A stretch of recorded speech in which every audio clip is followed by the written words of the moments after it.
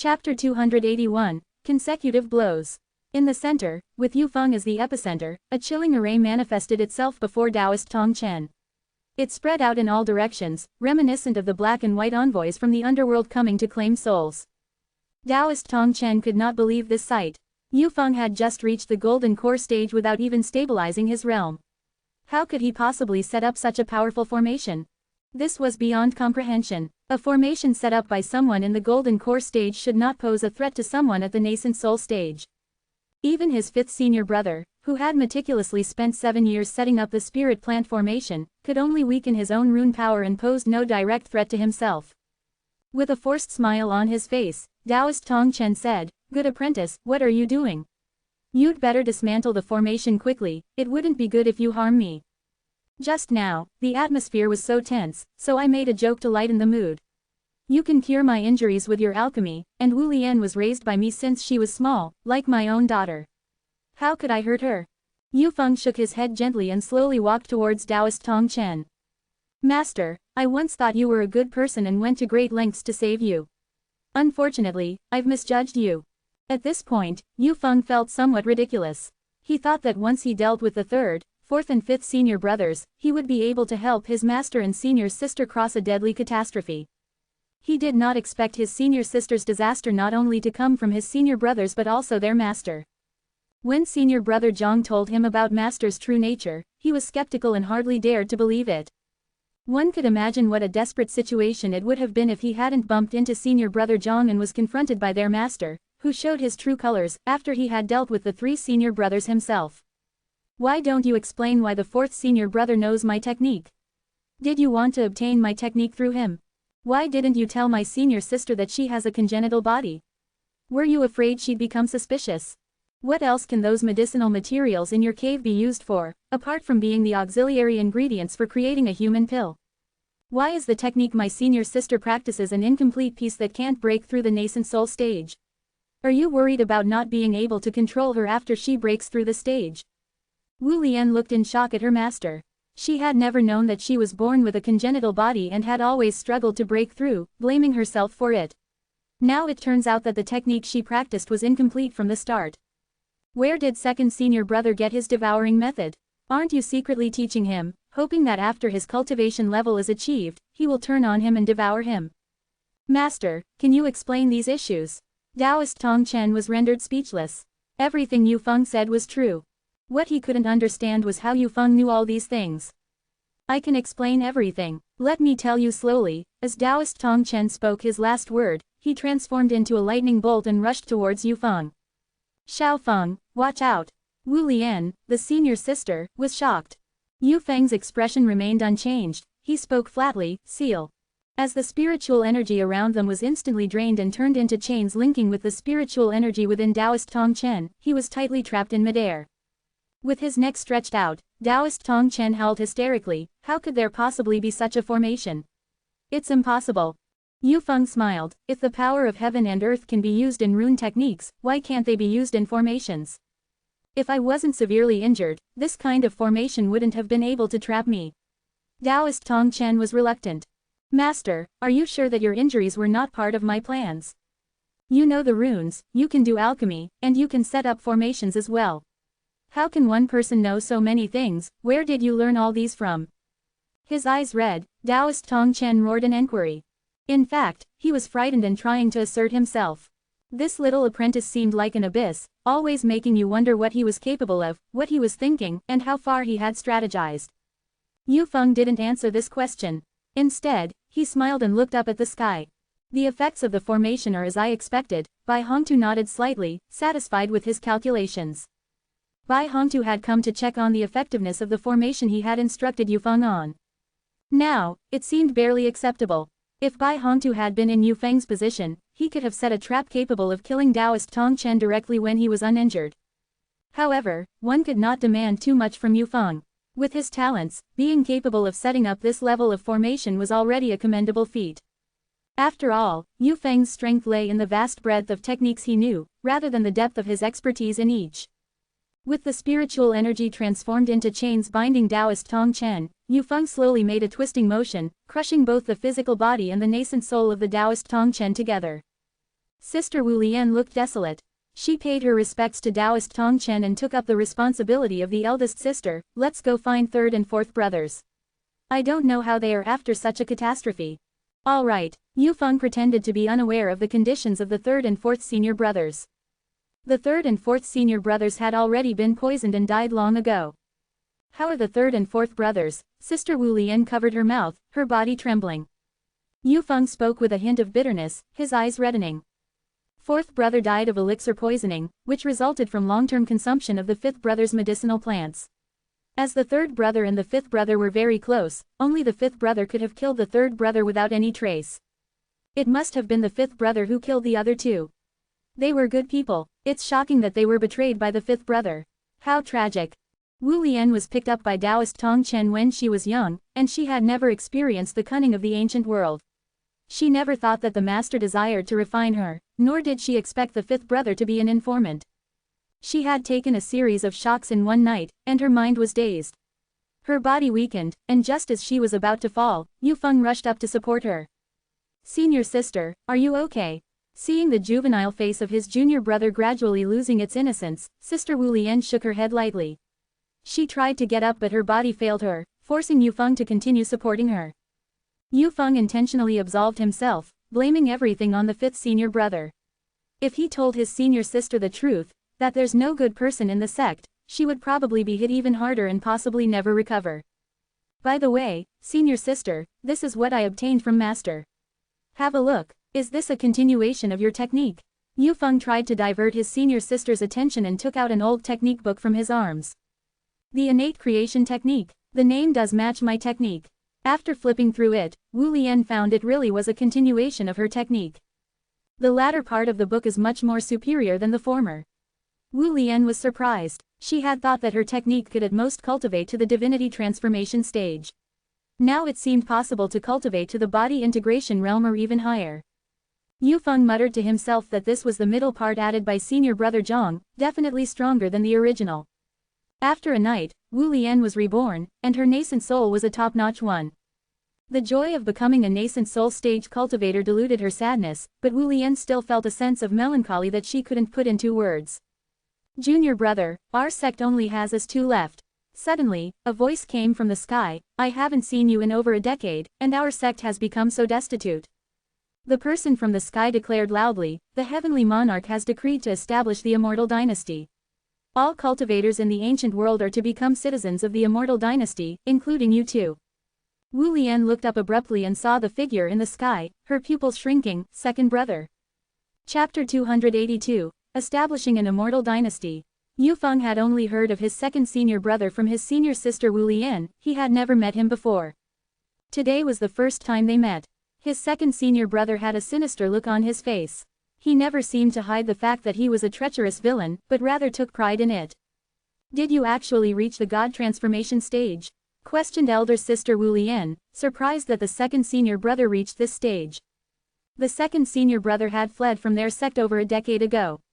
Transitioning from the late golden core stage to the god transformation stage, it was undeniable that the devouring technique played a crucial role. It was unknown how many people he had killed, but he had devoured them, using them to increase his cultivation. If it weren't for Taoist Tongchen's hidden injuries hindering him, preventing him from breaking through realms, then he would have long been on a killing spree. If possible, I'd rather you call me second junior brother, with a smile hanging on the corner of his mouth, second senior brother Mopping Fan landed. What a pity, I only consider little Feng as my junior brother, elder sister Wu Lian retorted coldly. Is this the new disciple master has taken? Mopping Fan looked at Yu Feng, sneered, just reached the golden core stage, nothing special. Seems like master has really fallen on hard times. Where is master? I must make sure to thank him for the devouring technique he passed on to me. Mopping Fan mentioned his gratitude, but in reality, he meant to rub it in the face of Taoist Tongchen. Look, you gave me the devouring technique. You're still at the nascent soul stage, while I'm already at the god transformation stage. Over there, elder sister Wu Lian pointed to chunks of flesh on the ground, which Yu Feng had crushed with the spiritual energy chain. Regardless, Feng is not master's new disciple, but rather his fourth disciple. After Mopping Fan left, Taoist Tongchen accepted their third senior brother as his disciple. What happened? Mopping Fan looked slightly surprised, he could tell there had been a fierce battle here, but he couldn't figure out the specifics. Yu Feng explained. Fifth senior brother was a sleeper agent sent by Black Mountain Monarch. The fifth senior brother poisoned the third and fourth senior brothers, then Black Mountain Monarch and Golden Monk teamed up to attack the sect.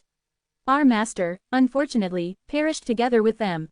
Elder sister Wu Lian hadn't expected Yu Feng to put it like that. Then, she realized that little Feng didn't want to reveal his true power. Following the calamity of the previous night, elder sisters Wu Lian's own strength and state of mind had improved greatly. Now, she had come to realize that this world was full of intrigues and plots. This is precisely the result Yu Feng wanted. He desired for his senior sister's strength and state of mind to match, and for her not to be so naive anymore. Otherwise, he could have given her the cultivation technique, pregenerated creation, a long time ago. Why wait until last night? Mopping Fan laughed, saying insincerely, that's a pity. Then his face suddenly changed, he waved his hand, and sent Yu Feng flying a great distance. Yu Feng took out 3 trees before he finally came to a stop. I'm talking to Wu Lian, since when did you have the right to interject? Little Feng. Wu Lian immediately rushed over, helped Yu Feng get up and glared at Mopping Fan. What are you really here for? Didn't I already tell you? The Heavenly Monarch is building a celestial dynasty, all cultivators must become citizens of the celestial dynasty. Those who defy the order will be executed. Mopping Fan gave a faint smile. Otherwise, do you think I didn't kill our little junior brother? Every cultivator shall be a citizen of the celestial dynasty. They are valuable resources and it would be a pity to kill them. As a dispatcher, my duty is to help the Heavenly Monarch find cultivators, gather them together and build the celestial dynasty. To himself, Yu Feng thought that this was a real disaster. When you're weaker than others, your life can be easily manipulated. He recalled Senior Zhang saying that it wouldn't be like this in the 9-province world. He envied that. Who exactly is this Heavenly Monarch? With your level of understanding, you'd definitely believe that there are only 2 practitioners of the body integration realm in Tonggu continent. Mopping Fan looked at Wu Lian and Yu Feng, as if looking at 2 poor relatives who had little knowledge. In reality, there are 6 cultivators in the body integration realm and 1 in the Transcendence Tribulation stage in Tonggu continent, and this Transcendence Tribulation stage practitioner is the Heavenly Monarch. 6. Yu Feng heard from Zhang Li that there were 8. It seems that 2 practitioners of the body integration realm had hidden themselves. Why does the Heavenly Monarch want to establish the Celestial Dynasty? Mopping Fan didn't hold back and shared his knowledge with them. 3 years ago, Blood River Ancestor and Elder Poison had a big battle in the universe that affected the innocent and caused serious damage. The Heavenly Monarch is benevolent. He wants to unify the cultivation forces and establish a celestial dynasty to maintain order, reduce conflicts, and dissolve hostilities. In his heart Yu Feng thought, no wonder that after reincarnating tens of thousands of times, he had never heard of the second senior brother, or of any celestial dynasty. It turns out that the root cause lies within him. Mopping Fan didn't lie, he didn't even bother to lie about such things. But Zhang Li knew, this wasn't the real thoughts of the practitioner at the Transcendence Tribulation stage. The Transcendence Tribulation stage practitioner, known as the Heavenly Monarch, is worried about the deadlock fight among the body integration stage practitioners. They may break through the death tribulation and become Transcendence Tribulation stage practitioners, affecting his rule. So he simply gathered all those who could possibly reach the Transcendence Tribulation stage, and placed them under his direct scrutiny. The cultivators at the body integration realm must not know how to break through to the Transcendence Tribulation stage, otherwise, they would never be able to break through into the Transcendence Tribulation stage in their whole life.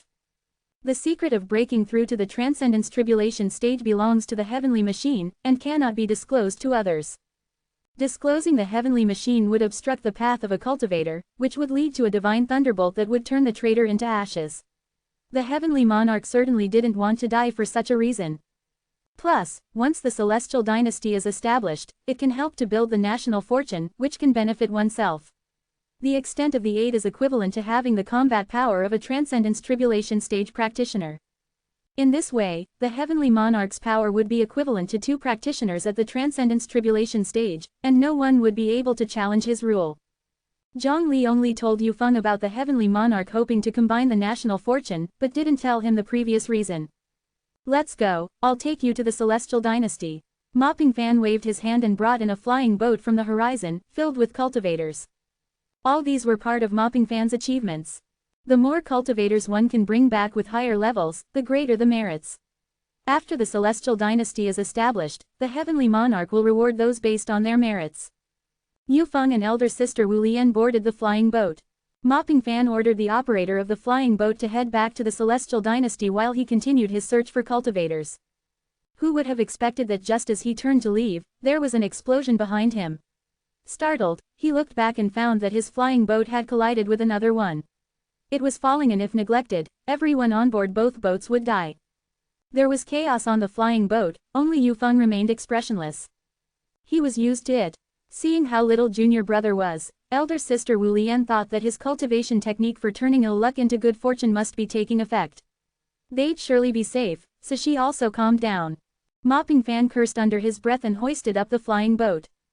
The other flying boat was also flying to the celestial dynasty, with another practitioner of the god transformation stage. The practitioner in the god transformation stage surprisingly didn't express any anger. Instead, he kindly said, "Mopping Fan, let me help you take them back." Mopping Fan knew there was no such thing as a good-hearted person. The other guy wanted to take advantage of the merits of this boat for himself. Worried that the people on this boat might be taken away, Mopping Fan had no choice but to carry the flying boat back to the celestial dynasty.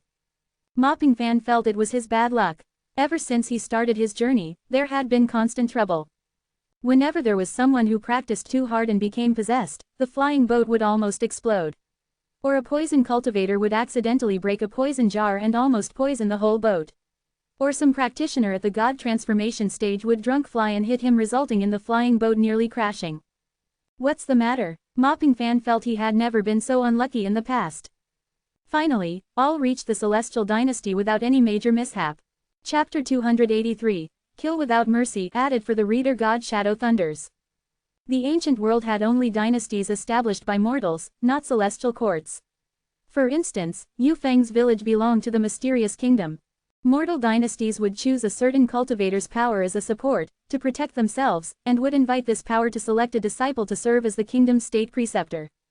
Such a dynasty did not have a national fate. Only a country formed by over 90% of cultivators could generate a national fate. Factors such as the number and power of cultivators, the overall strength of the country, and many other factors would determine the strength of the national fate. In the world of the 9 continents, all citizens were cultivators except for children who were not of age yet. There was no need to painstakingly gather cultivators. However, in the ancient world, the method of cultivation was top secret, leading to very few cultivators who were spread out. The heavenly monarch could only mobilize his forces to search everywhere, bringing these cultivators to the celestial court. So this is the celestial court? So magnificent. Yu Feng stood at the front of the flying boat, marveled at the largest scene he had ever seen after rebirth, a celestial court that was being established. The heavenly monarch set up the celestial court in the center of the ancient continent, where transport was convenient with access to all directions. There were waterways, land routes, and even air routes. Cultivators from all over the continent flocked here. There were hundreds of flying boats in the sky at the same time, all loaded with cultivators. A gigantic spirit-gathering array was hidden underneath the celestial court, with spiritual energy from the entire ancient continent constantly flowing into it. The celestial court was not built in a day. At this time, the celestial court had only demarcated its territory and built residential bungalows and courtyards. There were very few other buildings like taverns and merchant houses, and no other formations had been set up either. Even so, it still had a domineering air, as if it was ready to swallow the whole world. The most conspicuous thing was undoubtedly the holy temple in the center of the celestial court. It was resplendent with gold and jade, primarily made of substantial sky-clear stone, combining majesty and beauty in its primitive appearance. The heavenly monarch was in the holy temple. However, Yu Feng's sense of mystique and admiration for the Transcendence Tribulation stage had diminished greatly by now. After all, he was constantly facing Bai Hongtu. Before disembarking, Zhang Li sent a message to Yu Feng, asking him to destroy his cultivation technique along with Wu Lian's. Although he didn't understand the predecessor Yang's intention, Yu Feng still did as he was told. Yu Feng also received senior sister Wu Lian's cultivation technique and burned it as well. Wu Lian thought it was Yu Feng's cultivation technique working again that turned bad luck into good fortune, and didn't inquire about the reason. To join the celestial court, one needed to register. Mopping Fan led a group of people to register. Only after the registration was completed, could credit be attributed to him. Name: Yu Feng. Cultivation stage: Early Golden Core stage. Age: 20. Yu Feng's cultivation stage and age attracted exclamations from the back row. A 20-year-old in the early stage of the Golden Core, that was an exceptional cultivation genius with boundless prospects. Being in the Golden Core stage had already surpassed 99% of cultivators. In a mortal kingdom, they could all serve as state preceptors, enjoying wealth and luxury with nightly revelry. In this group of people, there were only a few of them in the Golden Core stage. The youngest one was over 50 years old, other than Yu Feng. There was only one in the nascent soul stage, Sister Wu Lian. Yu Feng has been wanting to ask Sister Wu Lian about her age, but she had been firmly refusing to tell in this respect. Even during the days when Yu Feng was reborn, he heard about the things that Brother Second couldn't speak of from Sister Wu Lian, but he still couldn't find out about Sister Wu Lian's age. Even Mopping Fan gave Yu Feng an extra look, as he didn't expect his little junior brother to be so young. He hated geniuses the most. Hand over your personal belongings, open the storage ring. We need to search the books you carry. What? Yu Feng thought he had heard wrong. The cultivator responsible for the registration repeated his statement. His words caused the crowd to stir. Mopping Fan spoke up. By the decree of the Heavenly Monarch, the content in the books may pose a threat to stability and must be checked one by one. After confirming that there is no threat, they will be returned to you. If he didn't say anything, it would be fine. Now that he had said it, however, the crowd became more excited. The content in the books that threatens stability, what else could it be? It must be the cultivation techniques. Cultivation techniques are a cultivator's life and can't be handed over for people to read. And they also have to open the storage ring and check all the things, which means they have no privacy at all. Who among those who could mix up to this point didn't have some things they couldn't expose? What if those things are turned out? Seeing the continuing bickering, Mopping Fan's eyebrow twitched slightly, releasing the majesty of the God Transformation Stage cultivator, making people crawl on the ground, sweating, and dare not speak. You really don't know how to appreciate. What kind of a person do you think the Heavenly Monarch is? Would he covet your worthless books? These are all procedures, do it quickly. At this point, Yu Feng realized why predecessor Zhang had asked them to destroy their cultivation techniques. His and his sister's cultivation techniques were capable of cultivating into immortals, they were the books that the Heavenly Monarch was most wary of. If a Transcendence Tribulation stage cultivator set his sights on it, then it would be a point of no return. All they could do was wait for rebirth. Yu Feng and Wu Lian only had a few ordinary cultivation techniques on them, nothing flashy. But even so, they were taken away, and they were told that they would be returned to them after they had been inspected by the higher-ups. When it came to Wu Lian's age, she turned her back to Yu Feng, wrote a number on the table, and showed it to the cultivator responsible for registration. The clamor from another team was even greater than Yu Feng's side. What? To join the Celestial Court, you must live here. This wasn't part of our original agreement. What about my spirit stone mine? What about my spirit vein? This was a God Transformation Stage cultivator, who was a clan leader of a large family. He had originally thought that it was enough to just join the Celestial Court, he didn't expect that he would need to live here. How was this possible? Were they expected to abandon their family assets? I will not join the Celestial Court. The God Transformation Stage cultivator frowned, turned around, intending to lead his clan members to leave, but was stopped. You want to use force? The God Transformation Stage cultivator scoffed, not showing any fear at all. Of the people present, there was only one at the God Transformation Stage. It was Mopping Fan, and he definitely couldn't stop a God Transformation Stage cultivator who was determined to leave. A gigantic bloody hand descended from the sky, like 5 supporting pillars of heaven itself.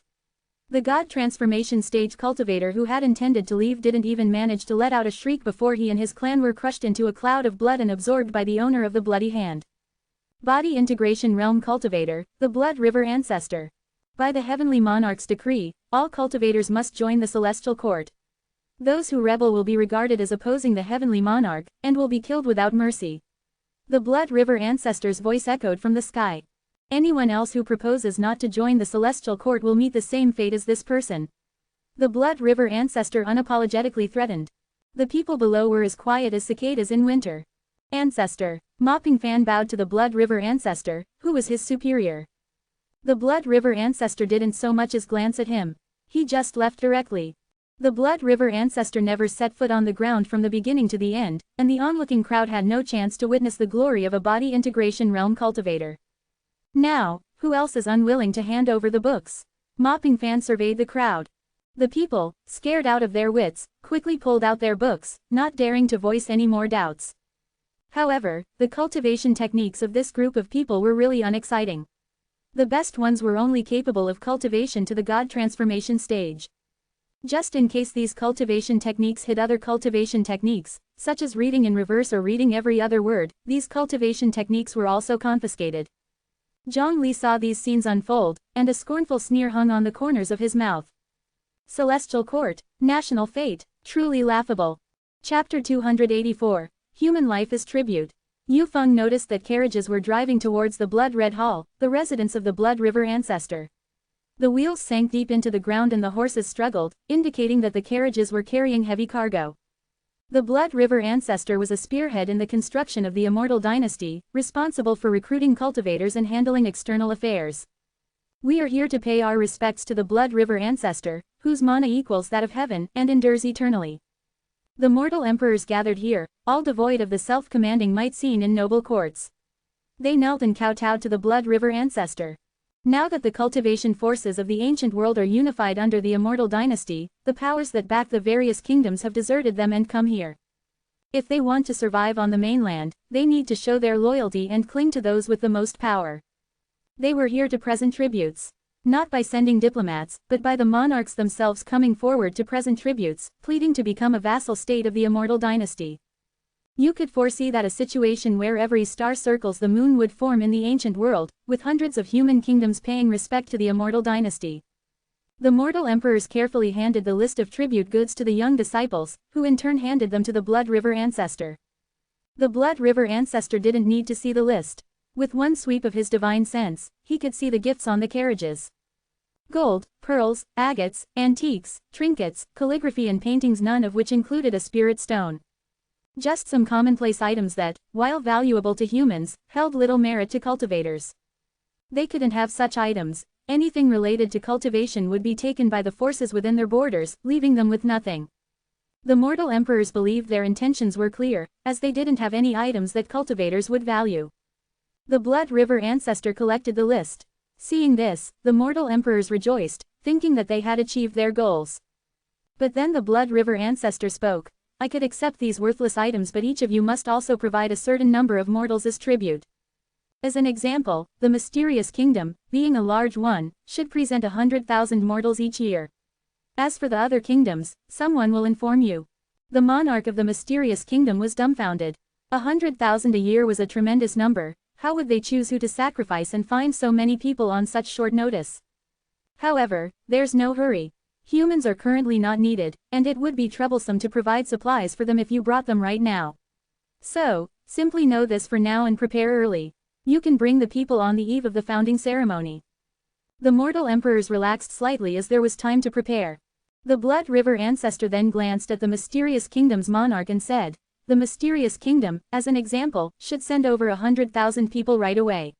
Start preparing immediately and make no errors. The monarch of the mysterious kingdom didn't understand why he was set apart. Yet, he did not dare to question, thanking the Blood River ancestor for his mercy as he could only nod in agreement. The Blood River ancestor held no favorable opinion of the mysterious kingdom. It was in that kingdom where his unreliable descendant had died, leading him to war with the venomous elder in the cosmos. With his status, he wouldn't stoop to holding grudges against the mysterious kingdom.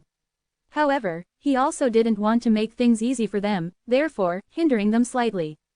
Furthermore, he was in the mood for some bloodshed, and hence decided to start with 100,000. Leaving the grand hall, the monarchs immediately asked the young disciple, seizing the chance when told about the required number of mortals, if they could lower the number of mortals offered. The young disciple sneered and mocked the monarchs for their ignorance. Do you know how much is needed to establish an immortal dynasty? National Protection Array, Airspace Prohibition Array all require a blood sacrifice of mortals to maintain the operation of the array. If you lessen the number of mortals given as tribute, should we use your heads to fill up the formation instead? The mysterious kingdom's monarch bravely asked, couldn't we use spirit stones and spiritual power instead? Can you even compare the life of a mortal with a spirit stone? Additionally, the heavenly monarch is kind and benevolent, with a heart for all under heaven. He wishes for both the righteous and demonic cultivators to stand firm, and intends to provide practice materials for the latter. Naturally, practice materials meant human lives. Hearing that this was the heavenly monarch's will, the mortal emperors didn't dare to haggle or argue a bit more. They worship cultivators as immortals, and cultivators worship the heavenly monarch as an immortal. The gap is too wide, they were not even qualified to meet the heavenly monarch. It's unlikely that low-ranked cultivators will be used as resources, hence, they have to settle for the second best, use mortals as resources. The mortal emperors turned pale. This was outright murder. Moreover, doesn't every kingdom have tens of thousands of people to offer? Don't you mortals experience yearly famine leading to numerous deaths? You can just transport those people to the immortal dynasty before they starve to death. The disciple suggested casually, thinking it was a good solution. Zhongli scanned the scene with his divine sense and frowned. In the 9 provinces, famine did not exist. Famine mostly stemmed from severe droughts and floods. Cultivators could intervene, and use their mana to control waters and precipitation to ensure a good harvest. There's no problem with food production. The cultivators of the ancient world were high and mighty and would not stoop to help mortals with their agricultural work. This resulted in the ancient world having a much lower population density compared to the 9 provinces. Junior brother, are you saying that the ancestor asked the mysterious kingdom to provide 100,000 people and to prepare immediately? Having asked the disciple for the information, Mopping Fan realized this was an opportunity to curry favor with the ancestor. The ancestor wanted to trouble the mysterious kingdom and was in the mood for killing. He could make trouble for the mysterious kingdom, letting its monarch choose those who were young, lively, and rebellious as sacrifices, offering the ancestor some stimulating kills. Once he thought of this, he acted. Yu Feng, Sister Wu Lian, there's good news. Mopping Fan found Yu Feng and Wu Lian, acting as if he was bestowing upon them a heavenly gift.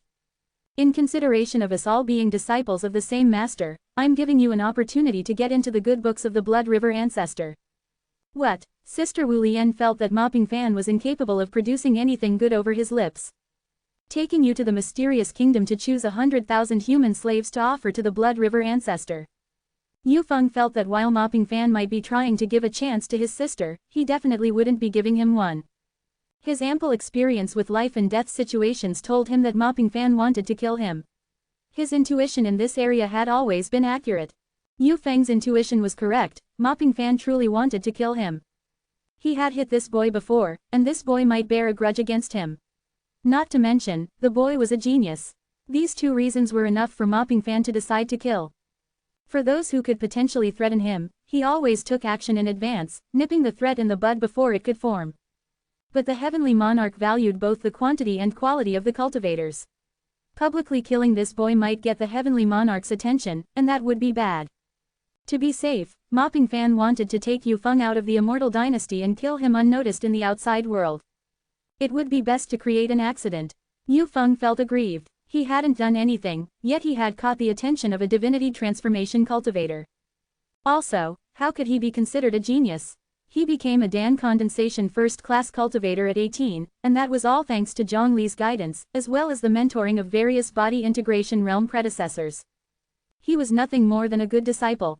Sister Wu Lian wasn't keen on this job either. Human slaves, Blood River ancestor, these 2 words together couldn't possibly signify anything good. However, Mopping Fan didn't care about their opinions. Without uttering another word, he took them with him and flew towards the mysterious kingdom. Chapter 285, Disgusting Person. On the way to the mysterious kingdom, Yu Feng faced a couple of brushes with death. Mopping Fan deliberately forgot he was carrying Yu Feng and scratched his head, causing Yu Feng to plummet from the sky. Unfazed, Yu Feng quickly pulled out his prepared decoy wings from his storage ring and glided through the air. Seeing Yu Feng survive, Mopping Fan had no choice but to carry him again. Upon encountering other god transformation stage cultivators, Mopping Fan deliberately started fights, hoping the aftermath would kill Yu Feng. Unfazed once again, Yu Feng took the spirit stone he got from Master Tong Chen and gave it to the other cultivator, pleading not to get caught in the crossfire. The cultivator, faced with money, simply stopped fighting. Mopping Fan's next plan was to fly to such a height that Yu Feng would die from suffocation. Still unbothered, Yu Feng used the turtle breath technique to halt his breath. Mopping Fan was speechless. This kid sure has a raft of tricks up his sleeve. Why couldn't he just be a good boy and focus on his cultivation? What use are all these gimmicks? Could they really save his life? Oh wait, it seemed they actually could. Zhongli sneered. Dream on if you think anything short of a celestial meteorite-level death ordeal can kill Yu Feng. Yu Feng secretly thanked his lucky stars that Mopping Fan couldn't hear Zhong Li. He shuddered at the thought of what would happen if Mopping Fan was ever pushed to summon a meteorite. The monarch of the mysterious kingdom hurried back to his kingdom on his flying boat. Upon his return, he immediately asked his subordinates, "How many prisoners do we still have in the heavenly prison?" Regret immediately filled him upon asking. What was the point of asking about the prisoners? There were barely over 100 of them, hardly a significant number. His subordinates were confused but still reminded him gently, "Your Majesty, you granted amnesty on the occasion of the princess's wedding last month. All the prisoners, including those on death row, were released." Great, now he didn't even have 100 people. The monarch was anxious. From where could he get people? Surely he couldn't just choose 10,000 people from the royal city and deliver them to their deaths. Losing an eighth of the city's population would cause unrest and instill fear in people. What's got the monarch so flustered? A hearty voice echoed from outside the hall. As the monarch looked up in surprise, the source of the voice was already standing in front of him. The mysterious kingdom's backer, sect leader of the corpse dog sect, Lord Fushi, a god transformation stage cultivator. "Lord Fushi, save me," pleaded the monarch, recounting the demands of the Blood River ancestor to him. "Seems like the Blood River ancestor has his sights set on you." Lord Fushi had heard about the cause of the battle between Blood River ancestor and the old Lord of Poison. Simply put, the Blood River ancestor was venting his anger on the mysterious kingdom. "Actually, I came here with the intentions of bidding farewell. The corpse dog sect is relocating to the Celestial Dynasty, but I didn't expect to run into all of this." Lord Fushi shook his head. Over the years, he had obtained quite a bit from the mysterious kingdom. He could help them out on his way out. You wouldn't want people to hold grudges against you, especially at the time of your departure, would you? A capacity of 10,000 ordinary people is equivalent to the size of a city. I suggest you select a city, and surrender its entire population to the Blood River ancestor. If it doesn't add up to 10,000, add a few villages to the total to meet the requirement. If there are more than 10,000 people, don't subtract any. Give them all. Contribute the groups of people as they are, from the cities, towns, and villages. There shouldn't be anyone who escapes and spills the beans about this. Afterward, tell everyone that the city was attacked and sacrificed by a demon cultivator. I'll help you erase the proof." After hesitating for a moment, the monarch slowly nodded, considering this a good plan. "I advise you not to do that." Mopping Fan arrived at the palace bringing along Yu Feng and Wu Lian. "Lord Fushi." "Oh, it turns out to be Taoist Mopping Fan." Lord Fushi greeted him with a smile. In truth, he and Mopping Fan didn't get along so well, they bore some minor grudges. However, in the ancient world, who would ever reveal their true intentions outwardly? Lord Fushi, as the protector of the mysterious kingdom, was treated as a righteous character, and as such, naturally opposed to demon cultivators like Mopping Fan. The standard for righteousness in the ancient world was relatively low. For instance, the Arhat, who preached freedom to kill or save people at will, qualified as righteous. As long as you didn't advocate wanton killing, you were considered to be on the path of righteousness. Even the assassin organization Death Bell Tower, which took money to kill people, was included because what they wanted was money, not killing, which also counted as righteousness. Seeing such a lenient standard for righteousness versus wickedness, Zhong Li truly appreciated it. Flexible standards for righteousness. Mopping Fan also didn't particularly fancy Lord Fushi. He thought of himself as a true villain, and Lord Fushi as a pretentious good guy. "May I know what you mean by that, Taoist Mopping Fan?" Lord Fushi knew Mopping Fan was a branded disciple of the Blood River ancestor, and his arrival here couldn't be a coincidence. People in the cities are pampered and spoiled. With a knife to their necks, they would only plead for their lives. How could that possibly amuse the Blood River ancestor with a thrilling kill? "And what are you suggesting?" Mopping Fan showed a cruel smile. "Select 10,000 hard-working, strong-willed peasants. My master enjoys it most when they resist with weapons only to be squashed like ants." Sister Wu Lian was glaring hatefully at Mopping Fan. As she expected, these 10,000 people were sent to their death. So much for giving her an opportunity. Clearly, he was merely taunting her. And all this while, he had been trying to kill junior brother on the way. When will this bastard get his comeuppance? Sister Wu Lian was even thinking about killing that bastard herself, but was stopped by Yu Feng. Given Mopping Fan's character, if Sister Wu Lian tried to attack him, he would not hesitate to kill her. Seeing Sister Wu Lian's expression, Mopping Fan felt satisfied. The expression of those who hated but could do nothing about him was what he enjoyed the most.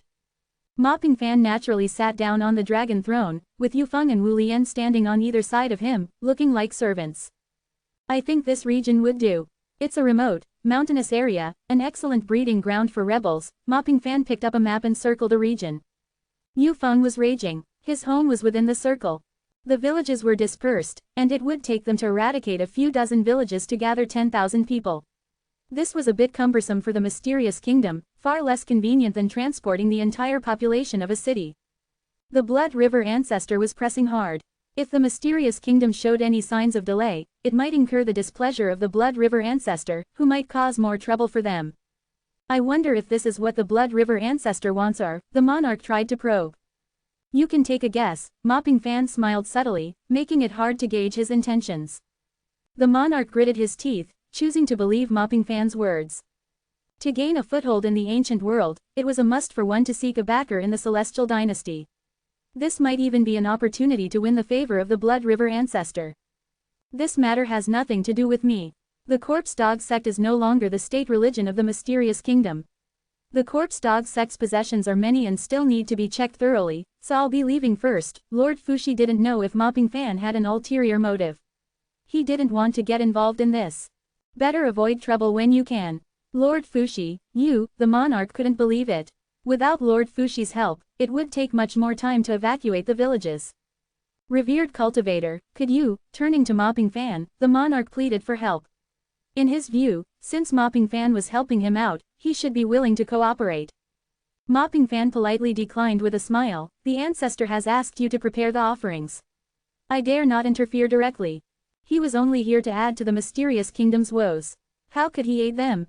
With no expression on his face, Yufeng was seething inside. He wanted to kill Mopping Fan right then and there.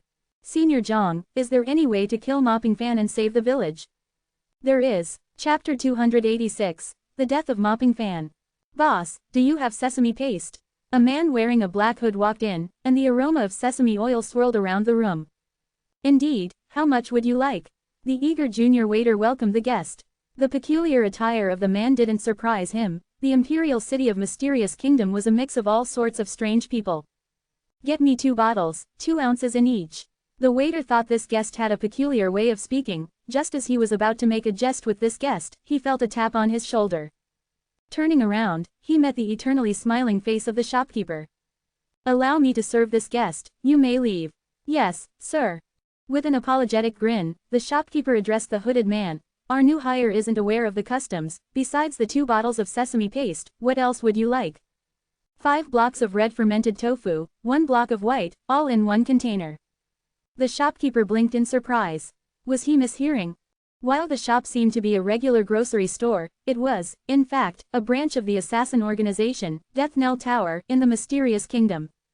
The Death Knell Tower was a well-kept secret, known only to those who've spent years lurking in the darkness, those capable of deciphering the codes. The mention of the 2 bottles of sesame paste was a code implying the commencement of business. The newbie waiter was unaware of the implications, and to prevent him from annoying the customer, the shopkeeper sent him away. Fermented tofu corresponded to the ranking of the targets to be assassinated. 1 block red fermented tofu represented chi cultivation, 2 blocks represented foundation establishment stage, and so on, with 5 blocks representing divinity transformation. A block of white fermented tofu represented an initial stage. The guest wanted to assassinate a major figure in the early stage of divinity transformation. The shopkeeper, having been in this profession for decades, had never witnessed a request this big. The shopkeeper was informed that the headquarters of the Death Knell Tower had moved to the Celestial Empire and all the disciples had to report there. He hadn't expected such a massive deal before his departure. Any problem? Yufeng asked. As long as you can afford the corresponding price, there will be no problem. The enthusiasm of the shopkeeper escalated. No matter if what Yufeng said was true or false, the Death Knell Tower always operated on the principle of payment first, execution later. Whether they can execute or not is a separate matter, payment is mandatory. There had been instances with the Death Knell Tower where they solely accepted the money without undertaking the task. Yufeng took out 2 storage rings. What's inside? The shopkeeper was curious about the contents of the storage rings. According to your rules, you have to hand over the storage rings to your superiors. They will decide. You do not have the authority to know what's inside. I apologize for the intrusion. The shopkeeper understood that the man in front of him was likely a powerful figure, capable of commissioning an assassination of a god transformation cultivator. Consequently, he must be a god transformation cultivator himself. Involvement in disputes between the god transformation figures was way above his pay grade as a mere foot soldier in the Death Knell Tower, and he dared not dip his toes into these murky waters. After going through multiple layers of personnel, the 2 storage rings ended up with a god transformation stage assassin. He opened one of the storage rings. This is cultivation technique. The god transformation assassin thought it was a spirit stone but turned out to be a cultivation technique. Could it be a cultivation technique that helps one reach the body integration realm? He casually flipped through 2 pages and, as if seeing a ghost, shivered and threw away the cultivation technique. This was his cultivation technique. This is impossible. The normally calm and composed assassin was losing his grip on his emotions. His cultivation technique was a closely guarded secret, known only to the master of the Death Knell Tower. However, why would his master bother to play such a prank on him? After catching his breath, he suddenly remembered the other ring. Maybe it's just a coincidence. The other ring cannot possibly contain my cultivation technique. Yes, perhaps it's just another cultivation technique that can help one reach divinity transformation, with no hidden meaning. The god transformation cultivator found that he couldn't open the other ring. Despite several attempts, he discovered that the ring had a specific prohibition. He didn't know the incantations, forcing it open would only damage the storage ring. The matter of the cultivation technique was a thorn in his side. He would not be at peace until he resolved it. The assassin was left with no choice but to approach the master of the Death Knell Tower. The master of the Death Knell Tower was a body integration realm cultivator. Such an odd turn of events. Upon hearing the report from his subordinate, the master became interested. He'd never heard of such a thing before. There's no seal. It was easy to unlock. The storage ring that the assassin failed to open was effortlessly opened by the host. Another storage ring also contained a cultivation technique. The host flipped through a few pages, his face changing, murderous intent pouring out. You didn't see what's inside, did you? This was his cultivation technique. The assassin felt a chill, quickly stating that he really couldn't open this ring. The host also believed the assassin wasn't that foolish. If he could have opened it, why would he need him? In reality, the host was even more afraid than the assassin, as his cultivation technique was known only to him. This is a threat, the host mused for a while, finally reaching a conclusion. Towards the mysterious client, the host didn't dare harbor bad intentions. All he had was deep-seated fear. I know your cultivation technique, so whether you accept or don't accept this job, you must take it. Let me see the ring in your hand. The host found that the ring the assassin could open, he couldn't. Only then did the host realize that actually, both rings had a seal that only a person who practiced a specific cultivation technique could unlock. In other words, these 2 rings were prepared for them. What a brilliant application of the way of space. The way of space in the ancient world was almost lost, even those in the body integration realm are not proficient in it. It seems that this senior is benevolent. The host laughed, thinking of the mysterious client as a hidden expert, whose status was no less than a heavenly monarch. What's the point of being nervous and scared when dealing with an expert of this level? Could you resist them anyway? What do you mean by that? The assassin was puzzled. The host smirked with a mocking smile. Why don't you guess? If you opened this ring and saw my cultivation technique, do you think I would let you walk out alive? The assassin was mortified and at the same time, he felt grateful towards the mysterious client. Since the senior is unable or unwilling to take action, then it's time for me to lend a hand. Who are we going to kill? The assassin remembered that he only knew they had to kill a god transformation stage cultivator, but he didn't know who the target was, as the mysterious client never mentioned it. Mopping fan. This was written in bold on the last page of the host's cultivation technique. Kill Mopping fan. Mopping fan woke up from meditation and stretched out, finding the mysterious kingdom to be an excellent place. A great place to use his devouring technique. If I could use the devouring technique, I should be able to break through to the middle stage of divinity transformation. Mopping fan felt that his cultivation had hit a bottleneck and needed external help. I doubt you'll live long enough to reach the middle stage of divinity transformation. A chilling voice was heard next to Mopping fan's ear. Who? Mopping fan became alerted. Anyone who could get past his awareness must also be a god transformation stage cultivator. He turned around sharply only to see an elderly man crossing his legs and leisurely having tea, with the god transformation stage assassin serving him like a servant. Mopping fan staggered back a couple steps, leaning against a wall. He hurriedly made a courteous salutation with a forced smile. So the Tower Master has honored us with his presence. Mopping Fan failed to greet you. May I ask, Tower Master? That's enough, don't try and impress me with your polite behavior, I'm not interested in such formalities. The Tower Master impatiently waved his hand. Make it quick, how would you prefer to die? Tower Master, does Teacher Blood River know about this? To survive, Mopping Fan directly called Blood River ancestor, teacher, seeking to establish a connection. The Tower Master sneered. If I want to kill you, do I have to get permission from that old ghost Blood River?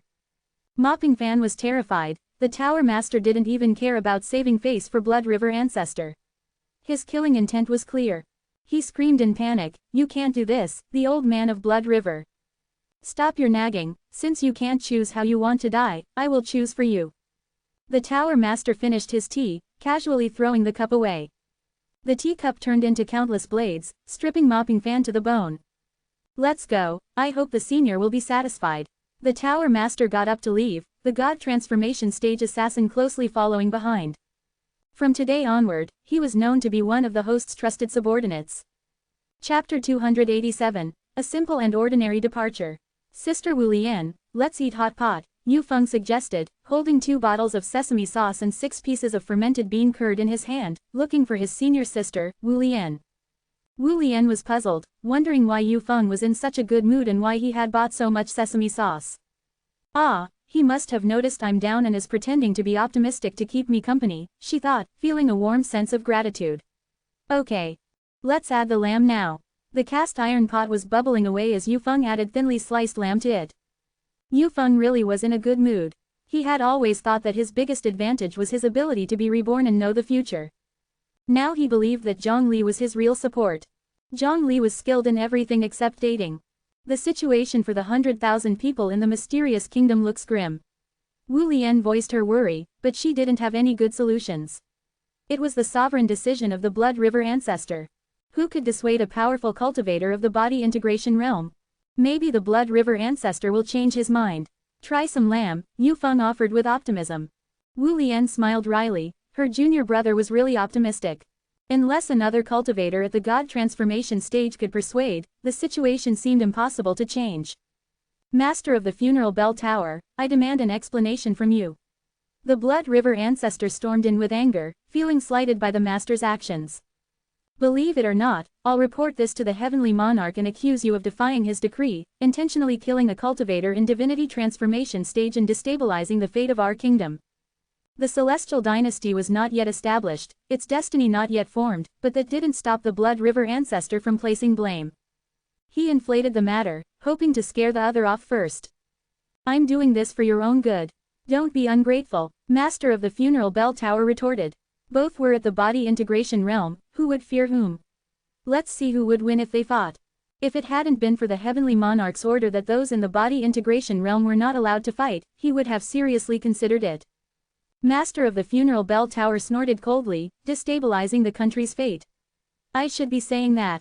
The Heavenly Monarch only ordered you to gather commoners before the founding ceremony. He didn't authorize you to claim his name or the name of the Celestial Dynasty to demand people from the mysterious kingdom. The Blood River ancestor was speechless. What, are you acting based on your personal whims? The Master of the Funeral Bell Tower was unrelenting. Being the Minister of Rights, your every action represents the will of the Heavenly Monarch. Things the Heavenly Monarch didn't authorize you to do, you shouldn't. Or it would be disobedience. Do you think this might affect the fate of the kingdom? He knew how to shift blame too.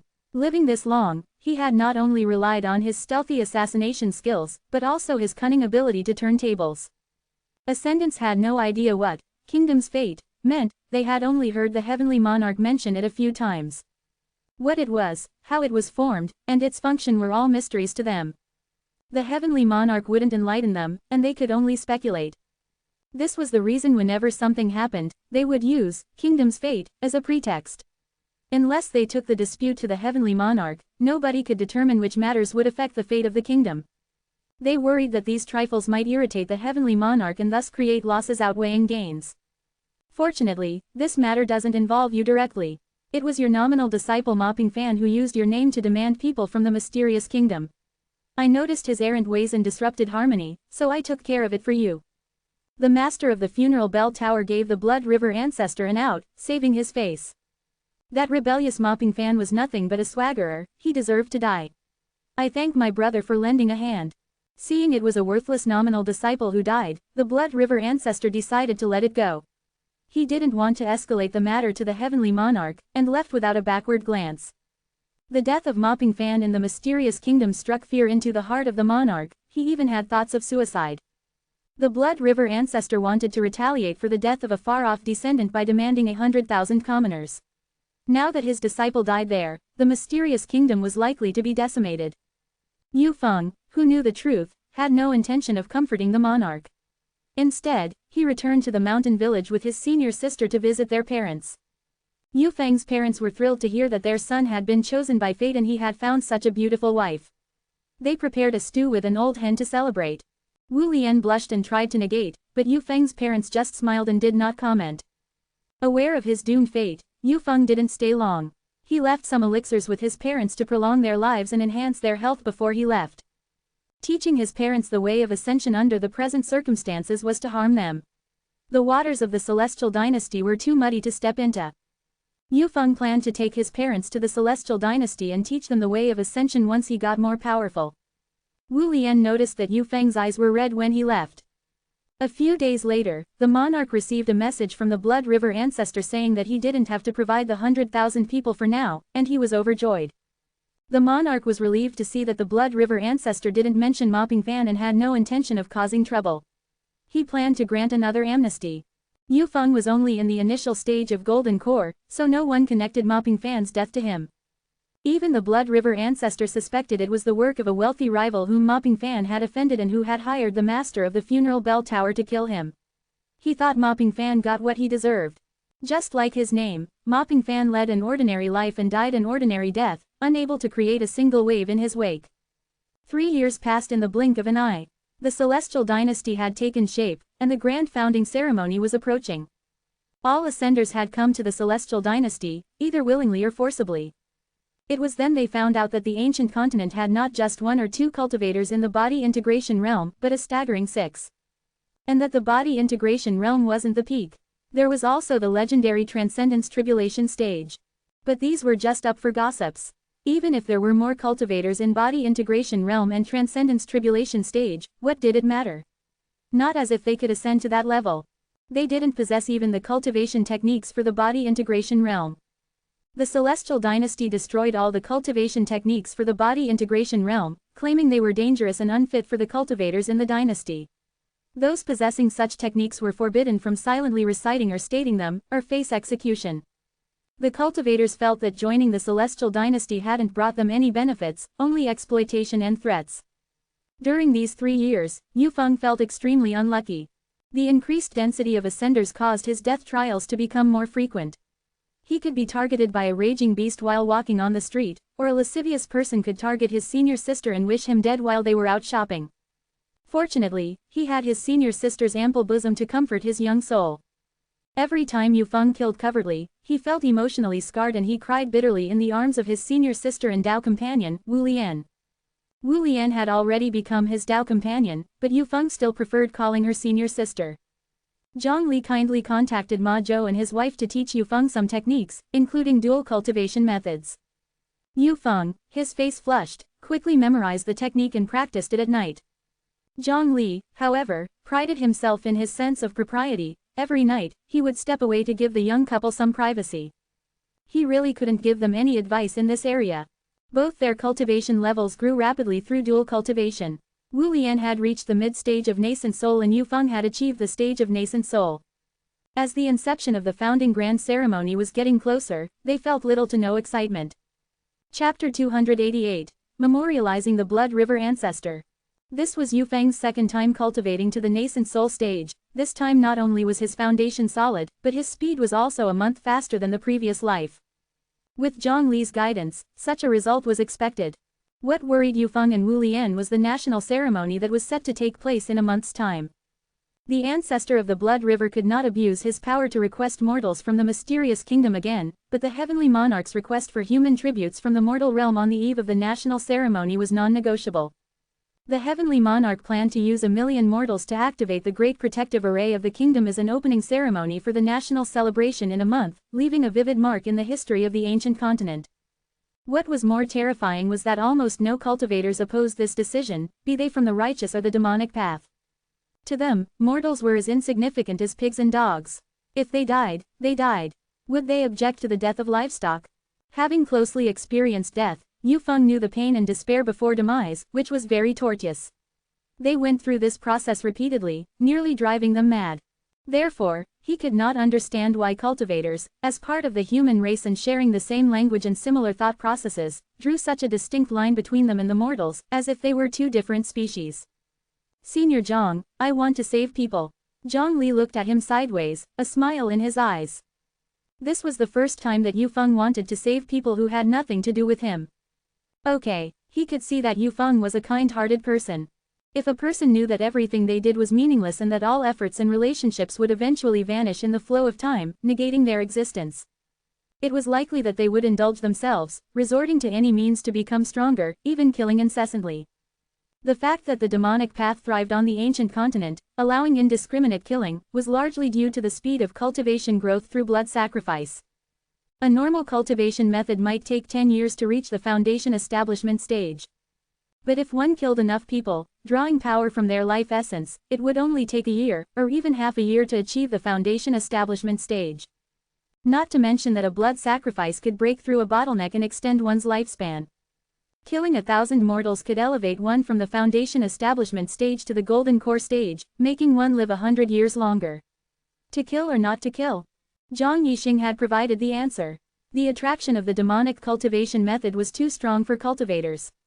Yet Yu Feng never resorted to this. He cherished every chance of life and every life. When Zhang Li first came to the ancient continent, seeing Yu Feng die twice and witnessing his cautious yet non-aggressive cultivation method, he resolved to help him. Zhang Li had no reason not to assist someone who adhered to their moral principles. The ancestor of the Blood River had been feeling somewhat irritable lately. Millions of mortals had been offered as tribute by the mortal monarchs and were now locked up in dungeons. These were the most important items. For the grand ceremony of the establishment of the kingdom, there could not be the slightest mishap. The mortals, knowing that there was no escape from death, wailed and cried all day, annoying the ancestor of the Blood River. He could not stand the clamor and wished he could slap them all to death to bring himself some peace. As the minister of rites appointed by the heavenly monarch and the coordinator of the grand ceremony, if he killed these mortals, he would be disrespecting the heavenly monarch. The heavenly monarch might even use him as a sacrifice to activate the great array. As the leading practitioner of the Blood River technique, he found it frustrating that he couldn't kill at will.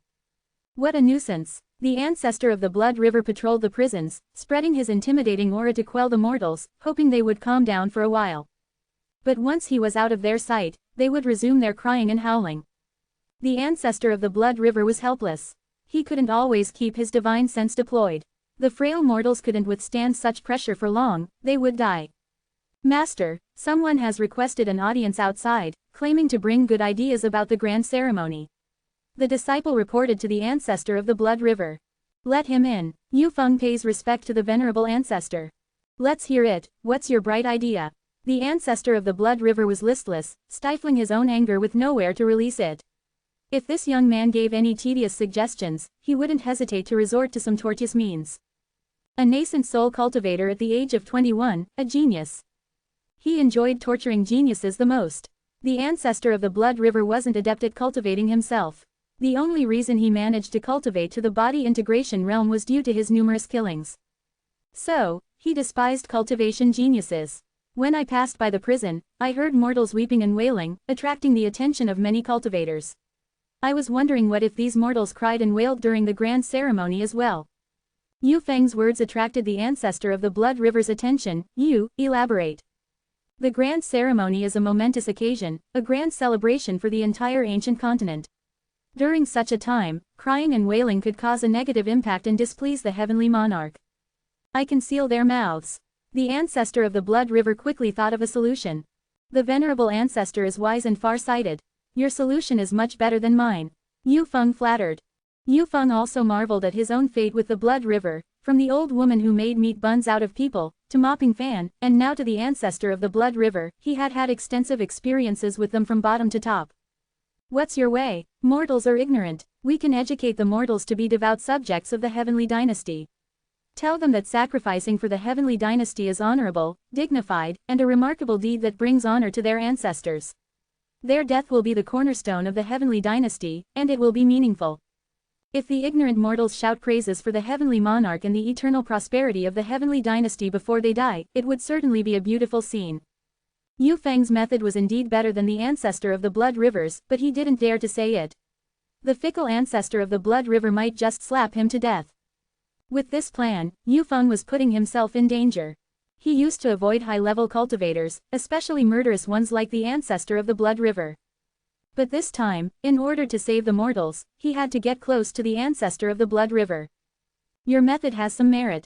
The ancestor of the blood river shook his head slightly. Unfortunately, it has no practical value. Would the ignorant mortals have such a high level of awareness? You wasted my time, you deserve to die. The ancestor of the blood river's killing intent rose towards Yu Feng. Yu Feng started to sweat coldly. Venerable ancestor, please hold on, Yu Feng can educate the mortals. If unsuccessful, it is never too late for the venerable ancestor to kill Yu Feng. The ancestor of the blood river withdrew his hand. I spare your life for now. If unsuccessful, I will sacrifice you along with the mortals. Thank you, venerable ancestor, for sparing my life. Yu Feng bowed in gratitude, deeply moved. As if mourning a deceased person. Yu Feng went to the prison. Men, women, elders, children, were all crying and cursing. Knowing that their lives would end in only a month, they were utterly desperate. Resistance, useless. Trickery, useless. Pleading, useless. Everyone, there's no need to be sad. You should be glad. Yu Feng's words drew the attention of some. Yu Feng placed sound-amplifying talismans all around so that all the mortals could hear his voice. You're not going to die. Instead, you will become holy spirits, immortal, forever protecting the heavenly dynasty. Upon hearing Yu Feng's words, the people were skeptical but curious to hear what the lofty cultivator had to say. Chapter 289, The Founding Ceremony of the Nation. The heavenly monarch is such a merciful person, he would never slaughter 1,000,000 people. You all misunderstood him. This was supposed to remain unsaid, a test for all of you who aspire to become sacred spirits. However, your crying and cursing voices are unbearable, provoking dissatisfaction from above. So, I am here to tell you the truth. After the blood sacrifice, you won't enter the underworld, but transform into spirits guarding the immortal dynasty and maintaining the magic formation. You will exist forever, and receive reverence from all cultivators. Some were moved, thinking that there seemed to be some truth in what Yu Feng said. That's right, how could hundreds of thousands of people be killed each year? The cultivators would never be that cruel. Cultivators are seen as distant figures. Mortals harbor beautiful fantasies about them, imagining them soaring through the skies, upholding justice, and saving those in distress. When they were selected and imprisoned waiting for their death, they woke from their illusions. There were no righteous cultivators, only man-eating monsters. The continent of all ages is a world of predation, where everyone wants to avoid being eaten and would rather eat others.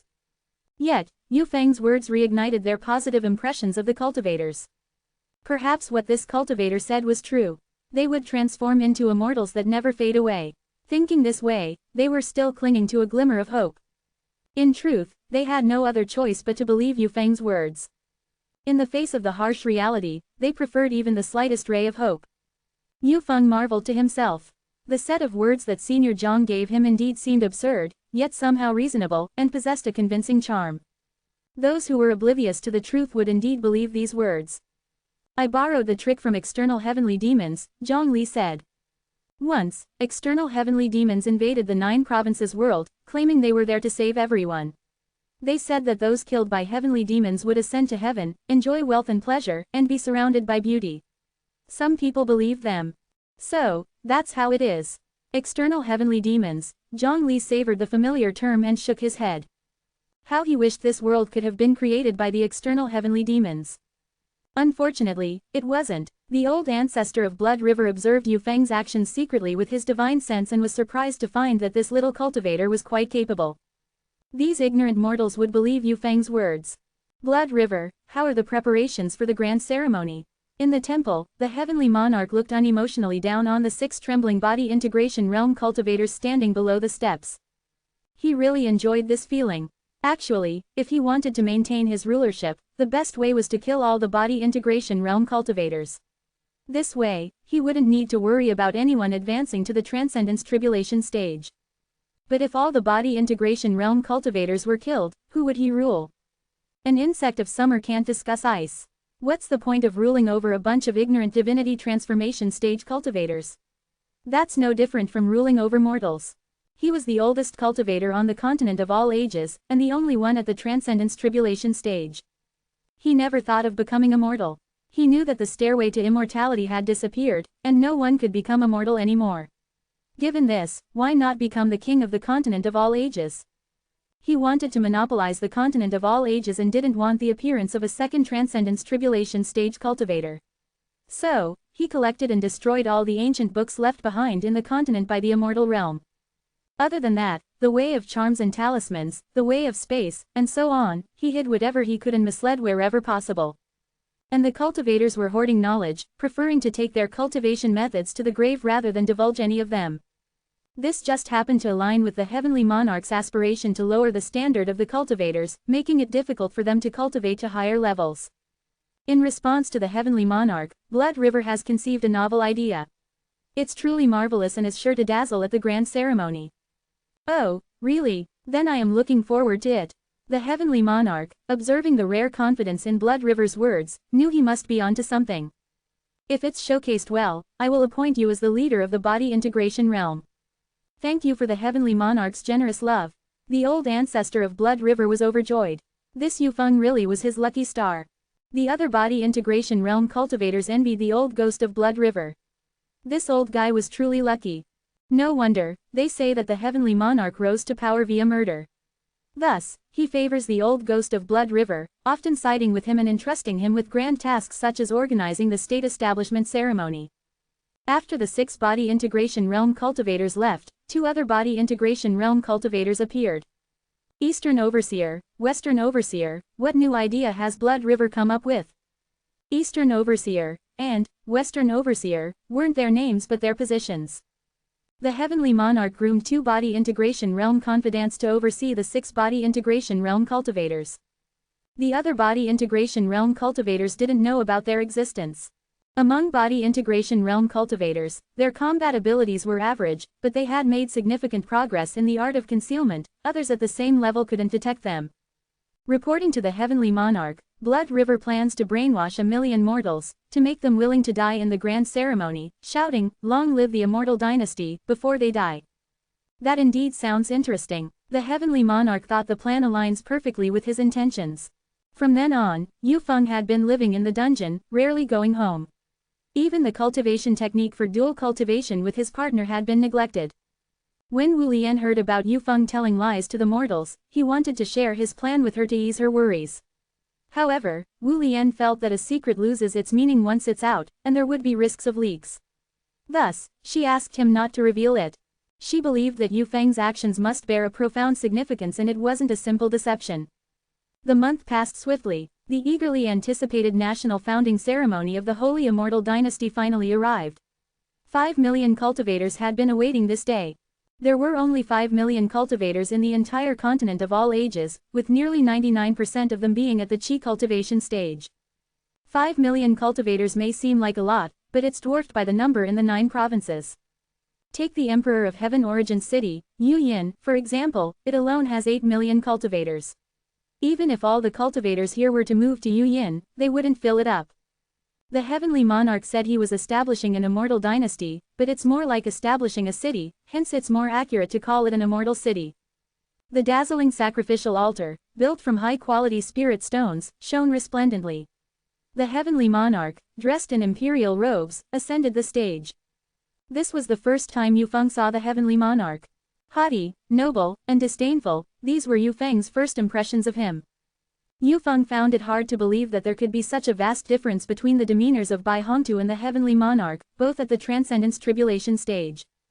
Yufeng felt Bai Hongtu was better, humorous and approachable. That is a Tribulation Crossing cultivator, he looks so powerful. So, Tribulation Crossing cultivators do exist. I thought it was just a rumor.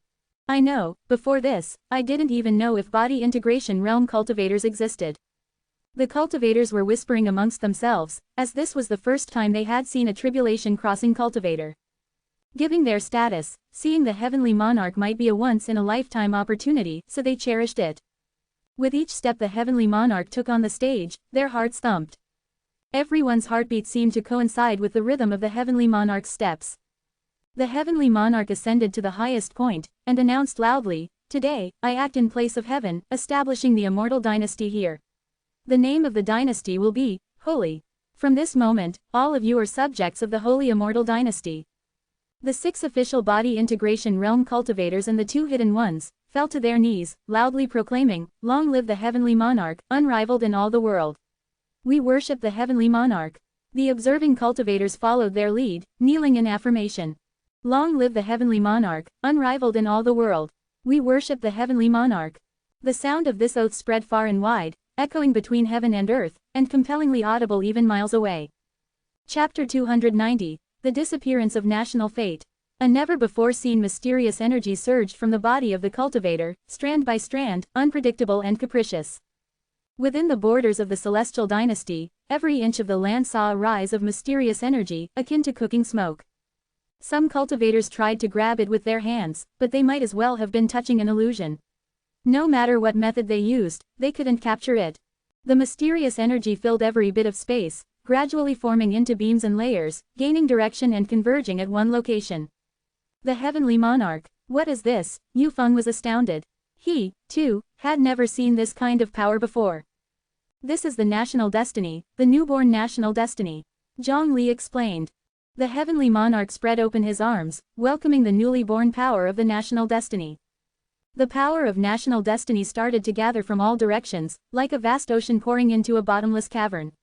The power of the national destiny kept accumulating and consolidating, finally forming into a mask that was constantly changing its shape. The Holy Immortal Dynasty used national destiny as a mask. The heavenly monarch had considered what the national destiny of the celestial dynasty should be. Is it a guillotine under which countless souls were wronged? Or a hidden weapon harboring a deadly intent? Or was it a beast that embodied the survival of the fittest? He rejected each of these options, one by one. The closer to reality, the stronger the national destiny that is formed. These things were not the best choices. The guillotine, the hidden weapon, the beast, these all represent slaughter. If the national destiny was based on these, the celestial dynasty would fall into endless conflict, ultimately leading to self-destruction. After much deliberation, the heavenly monarch finally chose the mask. In the continent of Tonggu, everyone wore a mask, never exposing their true thoughts to the outside world.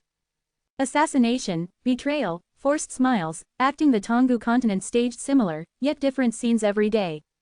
Even the heavenly monarch was not completely above board in his actions. He destroyed books in secret, lowering the overall bottom line. Is this the power of national destiny? The heavenly monarch felt an abundant amount of power pouring into his body. His power level soared, finally it stopped at the apex. But why doesn't it feel very strong? The heavenly monarch felt although he had become stronger, he was not fully powered up. Compared to the descriptions in the texts, it seemed to be lacking somewhat. The text stated that to be blessed with national destiny was equivalent to reaching the transcendence tribulation stage. However, he felt like he possessed only a quarter of the power of the weakest transcendence tribulation stage cultivator. What went wrong? The count of cultivators. The population of the celestial dynasty is already large enough. The heavenly monarch thought that 5 million cultivators was already an extremely terrifying number.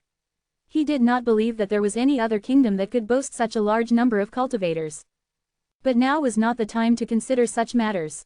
The heavenly monarch continued to preside over the ritual. The Arhat of Freedom was busy writing on the side, recording this historic moment. He was appointed by the heavenly monarch as the historian, responsible for recording the history of the celestial dynasty. The first day of the new year in the founding year of the celestial dynasty, the heavenly monarch is chosen by the multitude, as wished by the cultivators. Winning the hearts of the people, he performs a great feat between heaven and earth, and establishes the Holy Immortal Dynasty. Nearly 10 million cultivators shout praises of the heavenly monarch's wisdom. May the heavenly monarch continue to exist without decay, unmatched under the heavens. The Arhat of Freedom thought for a moment. It seemed that no one had shouted, "The heavenly monarch is wise." So, he set down his pen, raised his hand to shout, "The heavenly monarch is wise," and then continued writing the history. National destiny rises, converges into a mask. The heavenly monarch receives the blessing of national destiny, unrivaled under the heavens. May the celestial dynasty always remain vibrant and never decay, and live forever throughout the ages. The heavenly monarch raised his arm and shouted, with the lives of 1,000,000 mortals, the protective array of the nation is strengthened with a blood sacrifice. May our celestial dynasty have longevity equal to the heavens. The river of blood cleared out a large area, with 1,000,000 mortals neatly placed here. The mortals knelt on the ground, their eyes crystal clear, shouting in unison. Eternal is the heavenly monarch, with powers reaching to the heavens. The celestial dynasty remains forever, starting today. Eternal is the heavenly monarch, with powers reaching to the heavens. The celestial dynasty remains forever, starting today. We, the mortals, are as insignificant as a blade of grass. We go to our deaths for the heavenly monarch, for the celestial dynasty. In life, we belong to the celestial dynasty, and in death, we become ghosts of the celestial dynasty. After death, we protect the celestial dynasty forever and ever. We, the mortals, are as insignificant as a blade of grass. We go to our deaths for the heavenly monarch, for the celestial dynasty. In life, we belong to the celestial dynasty, and in death, we become ghosts of the celestial dynasty. After death, we protect the celestial dynasty forever and ever. The cultivators looked at each other, they had never seen such a scene before. They had thought that these mortals, who feared death, would beg for mercy and cry. In the past, whenever they killed mortals, this was how the mortals behaved. They did not expect the mortals present at the founding ceremony to be different, willingly facing death. They didn't know what method the river of blood had used. The heavenly monarch was satisfied with the performance of the mortals. Only these non-conformist mortals deserved this unique founding ceremony. The Holy Immortal Dynasty was the first in the continent of Tongu to be entirely composed of cultivators, and it was bound to leave its mark on history. In life, we belong to the Celestial Dynasty, and in death, we become ghosts of the Celestial Dynasty. In life, we belong to the Celestial Dynasty, and in death, we become ghosts of the Celestial Dynasty. Gradually, the heavenly monarch noticed something wrong. The power of the national destiny was quickly deteriorating. He desperately tried to hold on to this hard-earned power, but the national destiny was like sand and grit. The tighter he tried to hold on, the faster it slipped away. In the end, the national destiny was completely gone, not a trace left. The heavenly monarch quickly realized the cause, these mortals. It did not mean that whoever was registered as a citizen was a citizen of the Celestial Dynasty. The registration book was not some immortal artifact. If anyone considered himself a citizen of the Celestial Dynasty, then he was a citizen of the Celestial Dynasty. These mortals, like toads lusting after swan flesh, fancied themselves as citizens of the Celestial Dynasty. The prerequisite for the gathering of national destiny was that more than 90% of the citizens are cultivators. 5 million cultivators mixed with 1 million mortals reduced the percentage from 100 to 80. He couldn't kill these mortals either. After these mortals died, the Celestial Dynasty still had to consider them within its population. The dead were also citizens. The only way to gather national destiny again was to train all these mortals to become cultivators. River of Blood, this is the surprise you got for this monarch. Remembering River of Blood's complacent face, the heavenly monarch became enraged.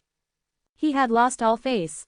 Hey, a heavenly monarch, it was all accidental, the River of Blood stuttered in explanation. With the disappearance of the national destiny, the mask also vanished, revealing the heavenly monarch's extremely terrifying expression of anger. For the first time, the River of Blood, who had murdered countless individuals, felt the threat of death. Die. With a downward palm, the heavenly monarch shackled the space. The cultivation of the River of Blood dissipated and entered the heavenly monarch's body. His body dispersed into particles scattered between the heavens and earth, his soul shredded to pieces. There was no trace of him left in this world or in the underworld. Did the heavenly monarch use the devouring technique? Wu Lian, the elder sister, gasped quietly, not daring to make any noise. She saw the heavenly monarch devour the power of the River of Blood. Although his technique was much more refined than that of Mopping Fan, the essence was the same. Where are the East and West inspectors? We are here. The East and West inspectors appeared. The remaining 5 cultivators in the body integration realm were surprised. They hadn't expected there were other hidden cultivators at the body integration realm level. The heavenly monarch deliberately hid these 2 people. The meaning behind it was self-evident. Apart from the River of Blood, who else has tutored this damned batch of mortals?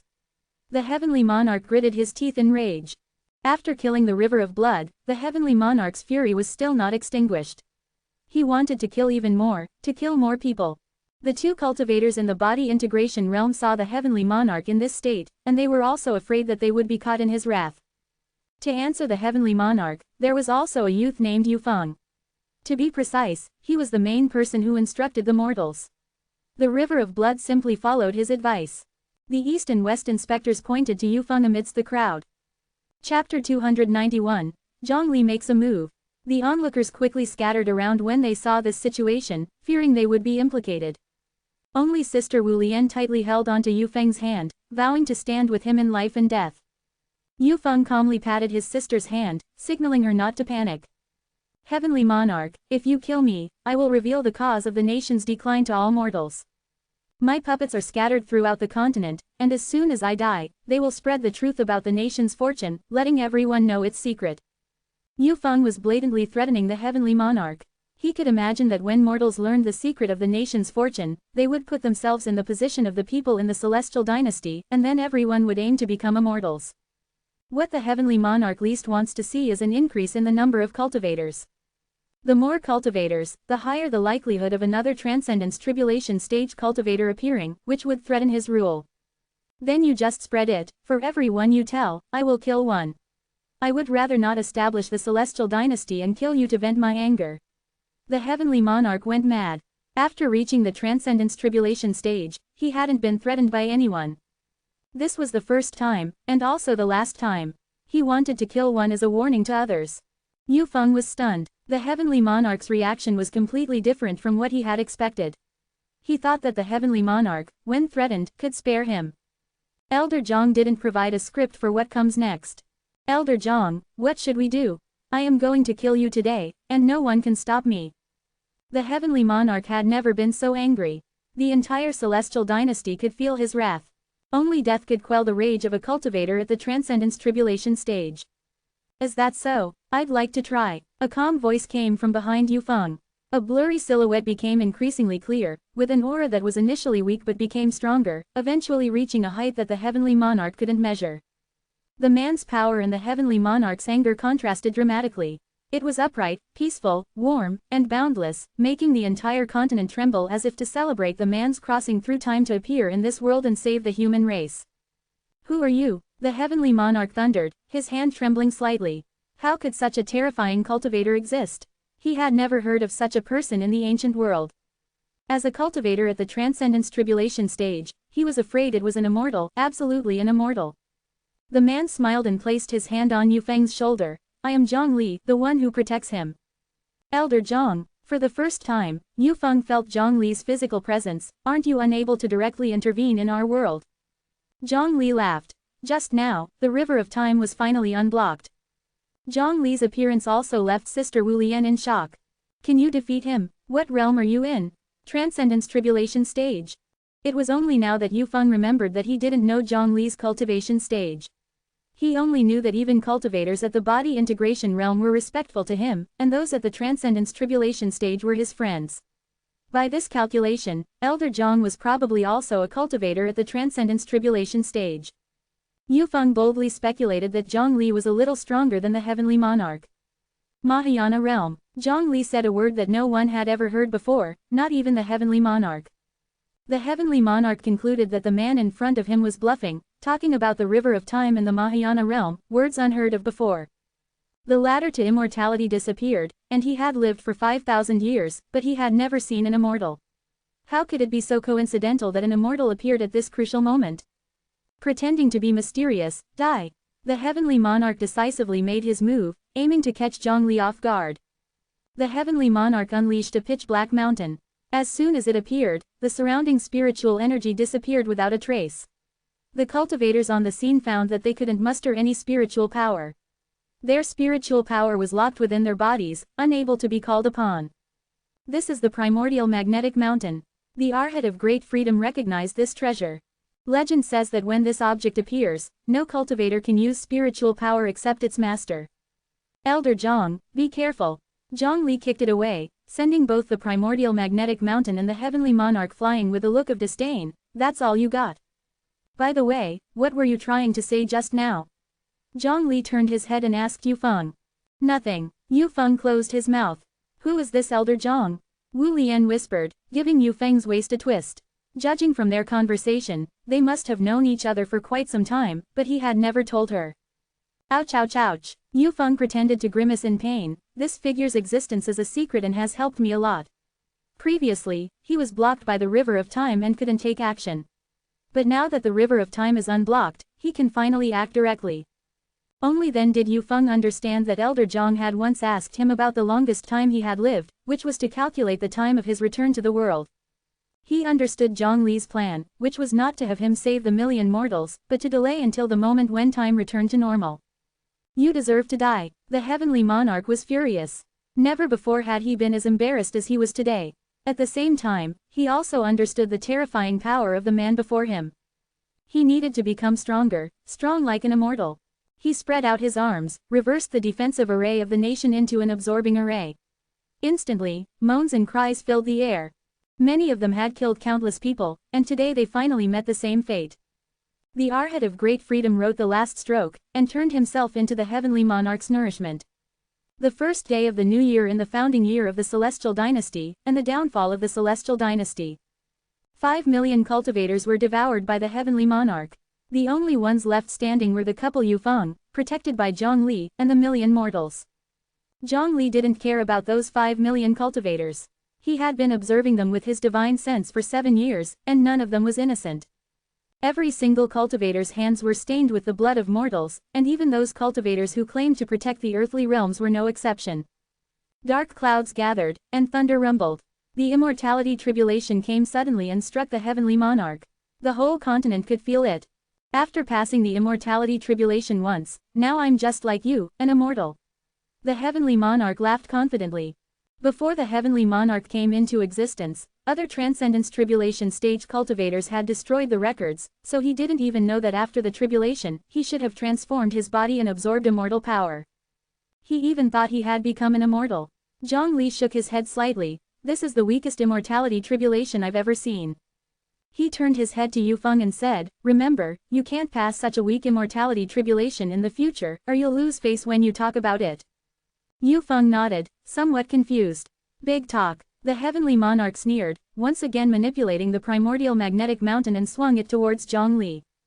Zhang Li repeated his previous move, is a kick again, shattering the primordial magnetic mountain.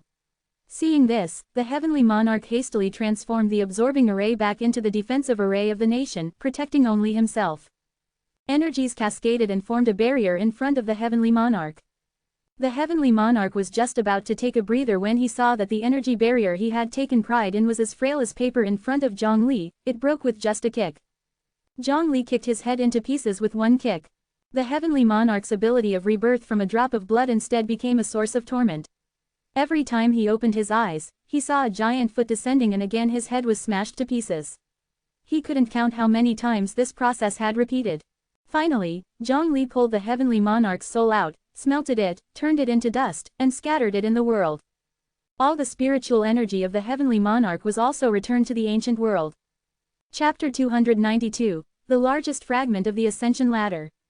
The heavenly monarch, having cultivated up to the transcendence tribulation stage, amassed significant spiritual energy within his body, mainly due to his large-scale devouring technique.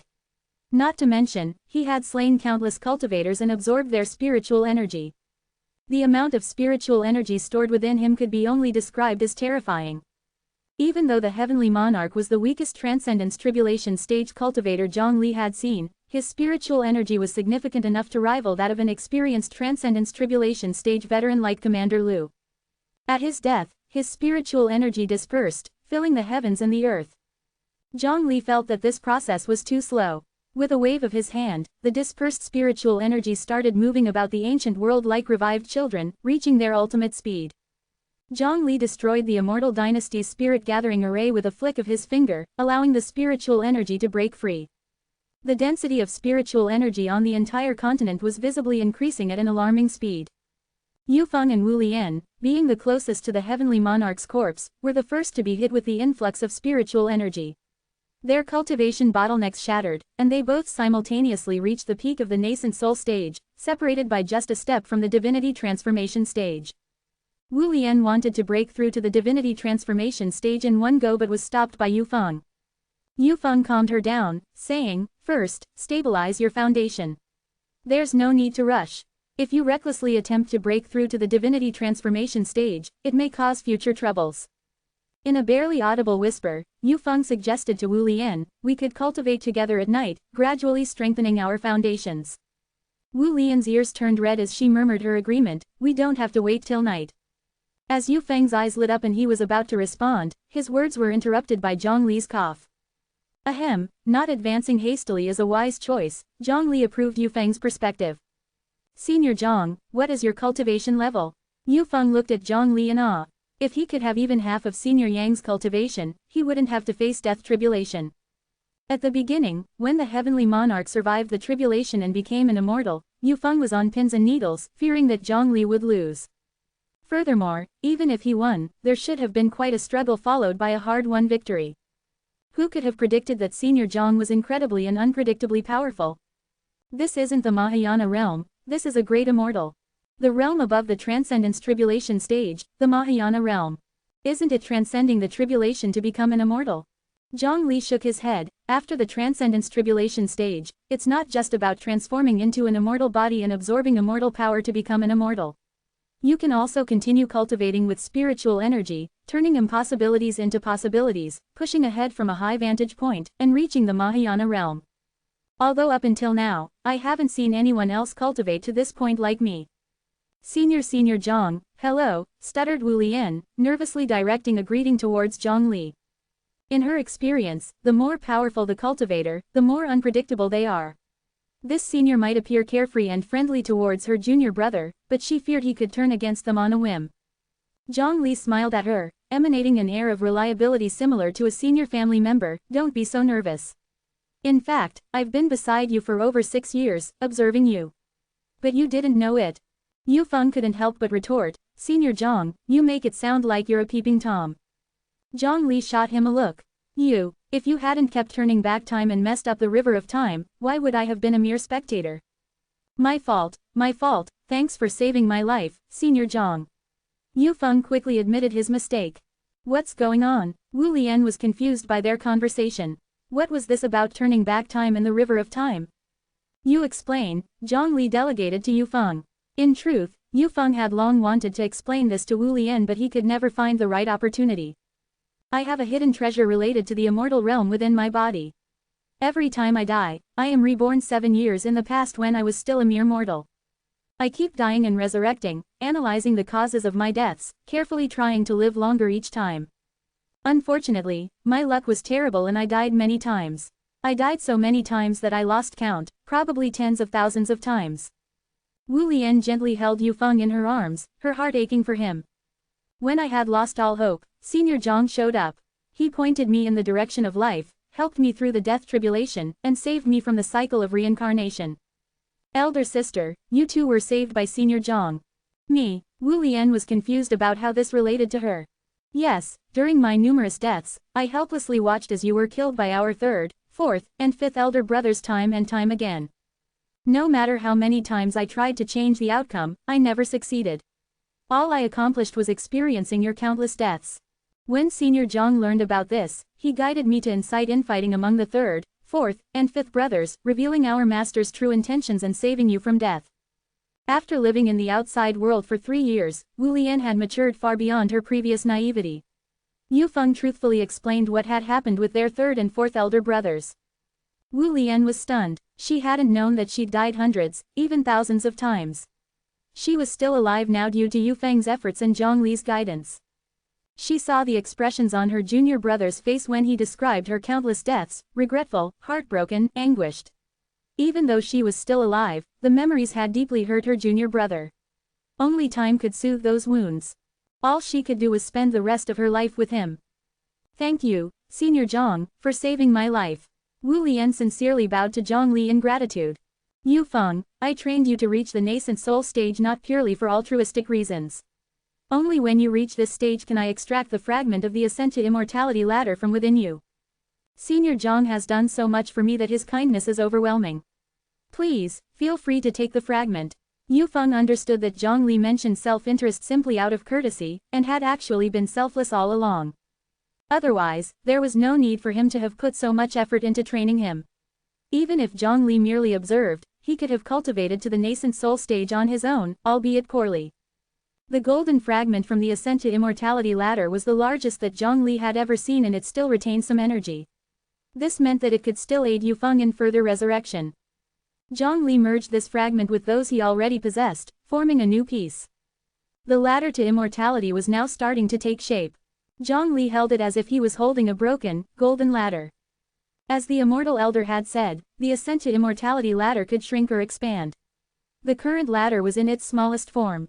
Once Zhongli collected all the fragments and assembled a complete ladder, he could ascend to the heavens and promote to the immortal realm.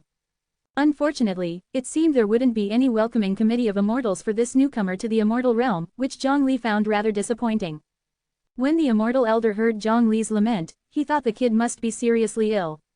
"Would you like to go to Jojo with me or stay here?" Going to Jojo certainly offered better opportunities, but Yufeng couldn't bear to leave. Here, they were the only cultivators left amongst ordinary people. If they left, this place would become solely a world of mortals. Yufeng wanted to stay here, impart knowledge about cultivation and reform the state of affairs. Jojo was his model. "Senior Zhang, I wish to personally thank my masters in Jojo, and then further my studies there. Once I have made some achievement, I will return here to teach ordinary people how to cultivate." To repay kindness with gratitude, that's good. Zhongli smiled, feeling that he indeed had not misjudged. "However, you don't have to go to Jojo to see your masters, you can meet them right now." Zhongli moved aside to reveal a passage formed by the Tower of Brahma. The sect masters of the Spirit Medicine sect, Beast Control sect, Luban sect, countless cultivators of the body integration realm stepped through the passage and arrived in the ancient world. Chapter 293. No need for the heavenly demon from another territory to take action. Masters. Yufeng was extremely excited, not expecting such methods to exist. The constant emergence of new methods in the Kyushu layer gave Yufeng a new perspective. "Don't call me master, I have never accepted a disciple with such poor talent." Sect Master Huang Chengdan of the Spirit Medicine sect wore a stern face, refusing to acknowledge Yufeng. The truth is, Yufeng's innate talent is indeed low, he could only learn from many schools of teachings, using them skillfully, yet all his capabilities only remained at the stage of knowing, not mastering. "Ha, old Huang, when Zhang, the human emperor, said we could come to the ancient world, you were the first to sign up," the sect master of the beast-controlling sect teased. "I just wanted to see the new world, it has nothing to do with this little fellow." It took Huang Chengdan quite some time to come up with this reply. "Thank you, master, for imparting teachings and clearing my doubts." Yufeng immediately paid his respects by bowing 3 times. Knowledge is meant to be shared, no need for such formalities. A chorus of laughter echoed among the group of body integration realm cultivators. "Haha, I am now the only transcendence tribulation stage cultivator in this world." Bai Hongtu jumped over from the other side of the passage, announcing his dominion, making even Zhongli feel an urge to push him back. Yu Yin followed him at a leisurely pace. "Not anymore. Sect Master Bai, Empress." The group of body integration realm cultivators immediately bowed in respect. After all, these two were transcendence tribulation stage cultivators. Bai Hongtu and Yu Yin returned the salute. Yufeng introduced each of the newcomers to Wu Lian, who was finding it hard to keep up. There are so many cultivators at the body integration realm, including one at the transcendence tribulation stage. The world of Kyushu is truly terrifying. "Why, who are you?" Yufeng did not recognize Yu Yin. "This is my master, Yu Yin, a transcendence tribulation stage cultivator." Yu Yin was about to introduce herself when the Ruyi Gourd preemptively declared. "This little fellow looks as dumbfounded as when he uses a communication talisman." Bai Hongtu burst into laughter. "This is our first meeting. Let me give you a few talismans as a welcome gift. With this talisman, no one below the transcendence tribulation stage will be able to harm you. Even if a transcendence tribulation stage cultivator wants to harm you, they will find it quite challenging." This was a significant gift, and Yufeng immediately thanked them. "I appreciate it. A talisman that can pose a challenge to even a transcendence tribulation stage cultivator is not something that Bai Hongtu could craft with ease." Zhongli knew that Bai Hongtu gave such a valuable welcoming gift because he was worried that Yufeng might encounter a disaster after losing the fragments of the ladder to immortality. With this talisman as a guarantee, Yufeng would be safe from any danger. "Why mention these things? We're practically family." Bai Hongtu waved his hand, and then displayed significant interest in the ancient world. I've always wanted to visit this place and now I finally have the chance. Yu Yin was also eager to experience other worlds, especially since she heard that this world was even more dark and chaotic than her Tianyuan Emperor dynasty. The three of them strolled in the sky above the mainland, observing this world with their divine sense. On this note, the heavenly demons from outside of this world have never visited this place. At first, Bai Hongtu assumed the darkness of this world was the work of the heavenly demons from outside of this world. Now, it seems that this world has always been this way. Yu Yin recognized the problem, the heavenly demons have likely been here before. Sensing that this world would self-destruct, they did not interfere any further. Zhang Li sighed, Yu Yin is right. The heavenly demons couldn't have overlooked this world. The only reason they didn't act is that they didn't need to. The people of this world are always trying to snatch something from others, be it spiritual energy, cultivation techniques, treasures etc. Yet they are unwilling to contribute. As time goes by, this world will only grow weaker. Cultivators practice the way of the demons, they kill at will, slaughter each other, and the mortals are always left out. Facing the cultivators, they can only wait for their death. The number of cultivators is decreasing, and the number of mortals is also decreasing. When both numbers reduce to a certain extent, they won't be able to generate consciousness that the heavenly demons fear. Thus the heavenly demons can act and erase this world. How could this be? Is human nature inherently evil? This reminded Bai Hongtu of a long-time debate in Kyushu. The debate between human nature being intrinsically good or evil. I have a different perspective. Dong Zongren, the hierarch of Confucianism, appeared. He and Bai Hongtu had been at odds for a long time. What, do you want to argue that human nature is inherently good? Not exactly. We cannot be so narrow-minded. Dong Zongren directly confronted Bai Hongtu. Anyhow, with the great Confucian word post in his hand, he was not afraid of Bai Hongtu. Most people are born without distinctions between good and evil. Their surroundings and upbringing determine their character. Only a very small segment of the population is born with an explicit division of good and evil in their nature. They embody a clear distinction between kindness and evil, without any wavering. As he said this, Dong Zongren glanced at Zhang Li. He believed Zhang Li belonged to this very small category of people. This viewpoint is indeed unique. To Bai Hongtu, the man didn't matter if the matter was good. He found this viewpoint of Dong Zongren intriguing. Bai Hongtu noticed, Dong Zongren was not the only one to arrive, there was a massive crowd of Confucians along with him. What brings you all here? To teach them about manners and discipline. That's a secondary goal. When food repositories are full, people understand etiquette.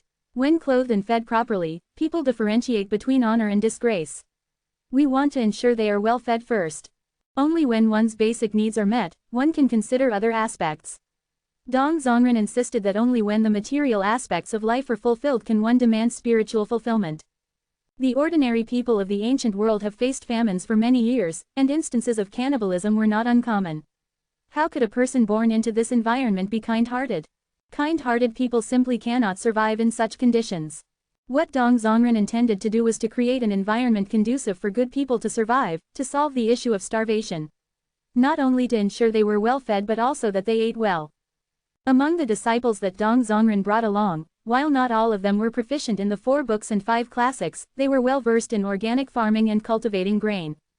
They were here not merely to teach the ordinary people how to cultivate or how to control their environment but also to teach them that after achieving cultivation, they must not forget their roots and ought to use their magic to bless their hometown. Surely, Confucians can't stay here forever. The Confucian, who walks the King Change, was also among the crowd. Dong Zongren believed that while King Change's theory was well researched and welcomed in Kyushu, he overlooked the basics of food, clothing, and transportation. After all, in Kyushu, everyone took these aspects for granted. Dong Zongren wanted King Change to recognize his weaknesses through practice in the ancient world. I didn't expect you to have such a concept. Bai Hongtu was as if meeting Dong Zongren for the first time. I've always held this viewpoint. Why are there so many Confucians here but only one from the Buddhist sect? Bai Hongtu was curious as he saw that only one person from the Buddhist sect posed, standing alone, the barefooted, white-robed, silent, olfactory bodhisattva who was practicing the heavenly vision. I did not allow many Buddhists to come. Zhang Li shook his head. Dong Zongren was only able to come here with Zhang Li's approval. I asked Wu Ji what the Buddhists could do if they came here. He mentioned they could urge people to do good, and to let go of their disputes. However, he did not mention anything about food and housing. Wu Ji's statement is idealistic but not practical. Thus, I only allowed them to send a small team to carry on their legacy and see if the people of this world can accept Buddhism. The other sects are the same, they are not only here to watch over Yufeng, but also to spread their own techniques everywhere as a fortune, waiting for the destined ones. Chapter 294, The Unexpected Guest in the Zombie World. Many at the body integration realm have left their inheritance here, establishing various tests. When the predestined person passes the tests and receives the inheritance, those at the body integration realm will sense it. Bai Hongtu casually sets up a grand formation, observing if there are any mortals with exceptional talent capable of grasping anything from it. Yu Yin sketched 10 landscapes, scattered them in the human world, and didn't pay attention to the subsequent development, not demanding anything in return. Zhang Li feels that he should also make a statement and, after some thought, leaves his precious, viewing qi technique, in the ancient world. Only followers of Confucianism didn't leave any inheritance, instead choosing to stay here. Dong Zhang divided his disciples into 8 parts, letting them investigate the situation of this world before making subsequent plans. Yufeng and Wu Lian return to Zhou with Zhang Li. Is this Zhou? When Yufeng and Wu Lian arrive in Zhou, they see a group of bald men and thought they have come to the headquarters of the Arhat. The other end of the channel is the Buddhist door. Buddhism is far from being compared with the Arhat. There are 6 Arhats and 5 Bodhisattvas in Buddhism, a total of 11 in the body integration realm. The number of bodhisattvas in Buddhism is more than the total number in the ancient world. Yufeng and Wu Lian hope to break free from Zhang Li's protection and venture alone in Zhou, so they bid farewell to Zhang Li. Zhang Li doesn't try to stop them, only suggesting that their first stop should be the capital city. Although Yufeng and Wu Lian don't understand the reason, they still follow his advice. Buddhism is serene, and everyone is not suitable to disturb it, so they leave in a hurry.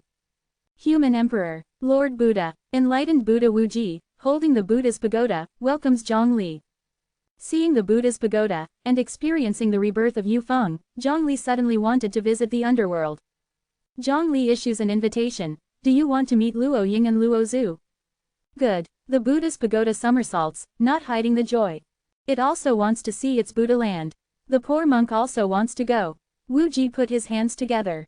Based on Zhou's time, it has been over 2 years since Zhang Li left the underworld. Considering the different flow of time, Luo Ying and Zhang Li have been apart for only 3 months. It took the undead 6 months to destroy the order that humans took pride in. It's extraordinarily difficult to re-establish it. Luo Ying is an undeniable hero. As the pioneer of the enhancers, he showed humans the path to evolution. As the King of Shadows Buddha, he eradicated all the undead on the planet. Luo Ying dutifully remembers Zhang Li's words before his departure, and imparts the qi diagram. Now, a small group of people have switched from the enhancer system to the cultivation system, successfully stepping into the qi cultivation stage. Cultivation is risky, and Luo Ying can only mentor others personally. Otherwise, there would be even more cultivators at this stage now. Every country wants to win Luo Ying over. Luo Ying could enter the divinity transformation stage by using the power of faith at any time to sweep away everything. Whichever country he joins would tip the balance of combat power in their favor. Luo Ying rejected the invitations from other countries, opting to stay in his own country. He only raised one condition: allow him to post freely online, without being blocked or having his posts deleted. The country doesn't understand why Luo Ying makes this request, but still agrees. Luo Ying has no intention of vying for power in the world, he only wants to live a simple life.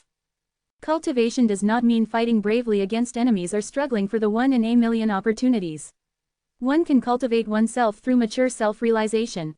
Luo Ying doesn't differentiate between nationalities when teaching sentient beings. He hopes that those he has taught can pass on the knowledge, allowing more people to become cultivators. Gradually, people began to call him a saint teacher. Luo Zhu knows that she's not good with words and will only confuse people if she chooses to teach, so she goes to school instead. She has an ice spirit root, her essence is changing the speed of microscopic particles. She hopes to learn about entropy, believing that it will deepen her understanding of the ice spirit root. Unwilling to be ostentatious, she has the country alter her age, changing 16 to 18, and enters university to study physics and chemistry concurrently. In the undead era, although Luo Ying and Luo Zhu are famous, very few people have actually seen them. So, Luo Zhu easily conceals her identity without any disguise. No one would think that their classmate is the legendary Luo Zhu. They will only think that it is someone else with the same name. The most important thing in learning the chi diagram is to remember the acupoints in the human body. The flow of spiritual energy stimulates the body, resulting in increased physical strength. The root of the spiritual energy's circulation must not be neglected at all, as any carelessness can lead to irreversible consequences.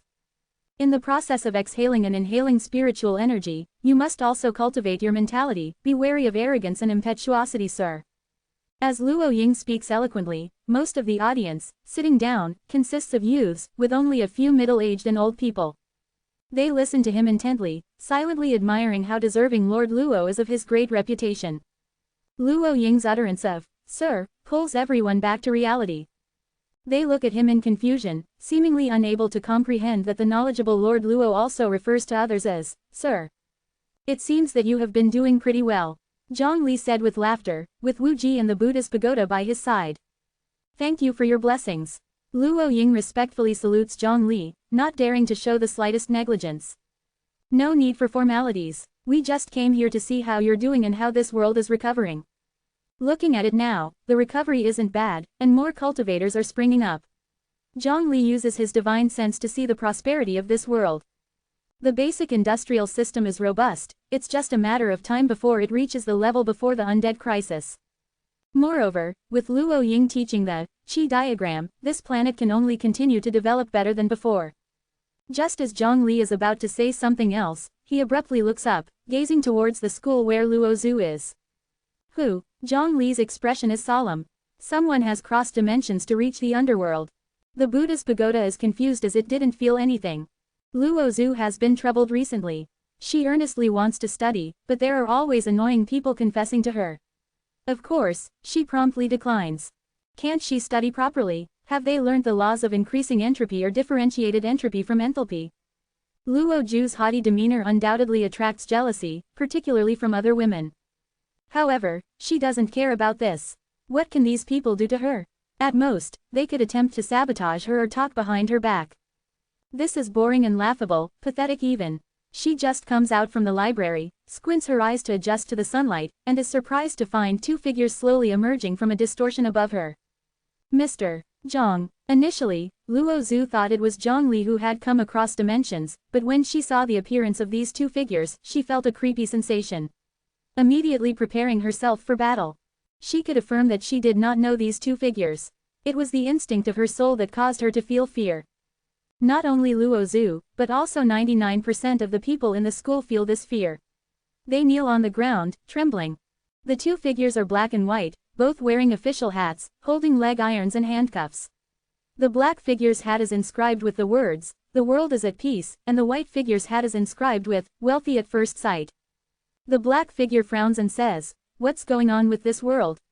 Why are there so many souls escaping from the underworld?" Chapter 295, Black and White Impermanence. Who cares what they've done, arrest them all. The white figure was brusque, defying the need for explanations, deciding it was best to first bring everyone back to the underworld.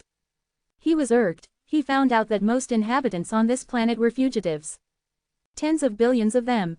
Audacious to the extreme, they blatantly disregarded the underworld. He had Luo Zhu in his sights. Out of the entire school, only Luo Zhu still stood, staring at the intruder, whilst the rest cowered in corners, huddling together trembling. Truth was, Luo Zhu was scared too, but her will was much stronger than the others. Plus, she had fought alongside her brother for half a year and knew that hiding was futile and that only by fighting could she carve out a sliver of hope. Still dare to resist. The white figure was incensed. Being fugitives, upon seeing him, the natives would either flee or hide. He had never seen such a brazen one before. "Come here." The white figure flung out a chain, as swift as lightning, attempting to secure Luo Zhu. The difference in their power levels was enormous. Luo Zhu may have the intention to resist, but facing the chain rushing towards her, she didn't even have time to react. Swift as lightning was not a metaphor, the speed of the chain was nearly that of light. In Luo Zhu's perception, it was as if time slowed infinitely. She saw the chain manifest, but likewise, she saw a large hand appear in front of her, clutching the chain. The owner of the hand spoke in a voice Luo Zhu was very familiar with, "Don't worry while I'm here. Mr. Zhang." Luo Zhu was overjoyed. She never expected that Mr. Zhang would appear at such a crucial moment. "Who are you?" the white figure boomed. "I believe I should be the one asking that." Zhang Li slowly turned around, spotted the attire of the two colored figures, and he recalled the legend that circulated in the 10,000 realms. Black and white impermanence. The two of them, no, the attire of the two spirits clearly branded them as the envoys of the underworld, the black and white impermanence. Zhang Li finally understood. No wonder Luo Zhu and the others in the school reacted this way. Anyone would be scared upon meeting a soul reaper. It was instinct. Knowing who we are and still harboring them, your offense has leveled up. Upon hearing Zhang Li utter their names, yet he was still firmly gripping the chain, white impermanence couldn't even pull it back. What have they done wrong? Zhang Li thought there might be a misunderstanding. White impermanence scoffed, feigning ignorance, are we? They escaped reincarnation hardwired into this world. This is a capital offense. They should be punished in the endless hell. Zhang Li understood. Souls don't appear out of nowhere and sure as hell don't vanish into thin air. Luo Ying had reversed time by 10 years, reviving the deceased. Where were those souls before their resurrection? Naturally, they were in the underworld. Which was tantamount to stealing souls from the underworld. But who was to blame? Luo Ying, or the fragments of the stairway to immortality? How would the black and white impermanence know of Zhang Li's inner thoughts? They both moved together, intending to seize the hindrance before them and then escort tens of billions back to the underworld. In front of them, the numbers didn't pose a problem. They were proficient in the way of reincarnation. No soul can escape their control. Die. White impermanence formed a seal. It was the seal of life and death inversion. Whoever was hit by it would be turned from living to dead. And no deceased was their match. Down. Zhang Li tugged downward, dragging white impermanence down in the process. The seal formation by white impermanence was disrupted when he received a kick from Zhang Li straight to his face. Enraged, white impermanence was about to utter a threat when he was entwined by the chain Zhang Li was holding. With a swift pull, Zhang Li flung him away like a spinning top. Black impermanence, wielding the slaughtered rod, swung it at Zhang Li's head intending to knock his soul loose. Zhang Li leaned back before jerking forward abruptly, running straight into the slaughtered rod. Who knew that his soul and body were so closely bound that instead, his counter-movement sent black impermanence flying along with his rod. Black impermanence regaining his balance and prepared to retaliate, but saw Zhang Li plunge forward, snatching his slaughtered rod and snapping it into two, hitting him with one end on the forehead and the other on the back of his head. Then he simultaneously hit him with both ends on top of his head, causing black impermanence to lose all sense of direction. Damned nuisance. Only after 2 rounds, black and white impermanence already knew that the being before them was terrifyingly strong. But it didn't make sense. The man before them was plainly overflowing with spiritual energy and was clearly not an immortal. How could he possibly be their match? How could there possibly exist a transcendence tribulation stage this powerful? You must know that they were genuine ghost immortals. Their status in the underworld is not low. Both of them regretted taking this task. Had they known beforehand, they would have passed on this thankless job. The bureaucratic machinery of the underworld was bloated and inefficient, the process of reincarnation was slow and often ghosts would spend more than a decade before being able to reincarnate. A while ago, a general inspection was held for all registered ghosts, yet to enter the cycle of reincarnation. During the inspection, the underworld found a substantial number of ghosts missing, tens of billions of them. Moreover, their departure went unnoticed as there were no traces left behind. Bloody hell, all the officials found it a nuisance and no one was willing to investigate. It was a blame game passing the buck to one another until finally the task fell onto black and white impermanence. The duo initiated investigation and found that all missing ghosts originated from a particular planet in a certain world. Therefore, the two of them applied the way of reincarnation and arrived here. Who knew that such a formidable being resided in this world? Mortal, your life and death are predestined. We do not wish to change fate, bring about your death, and disrupt the mortal world. Depart immediately, and we will not hold you accountable. Ridiculous, if you can bring about death then just try. Zhang Li was also seething.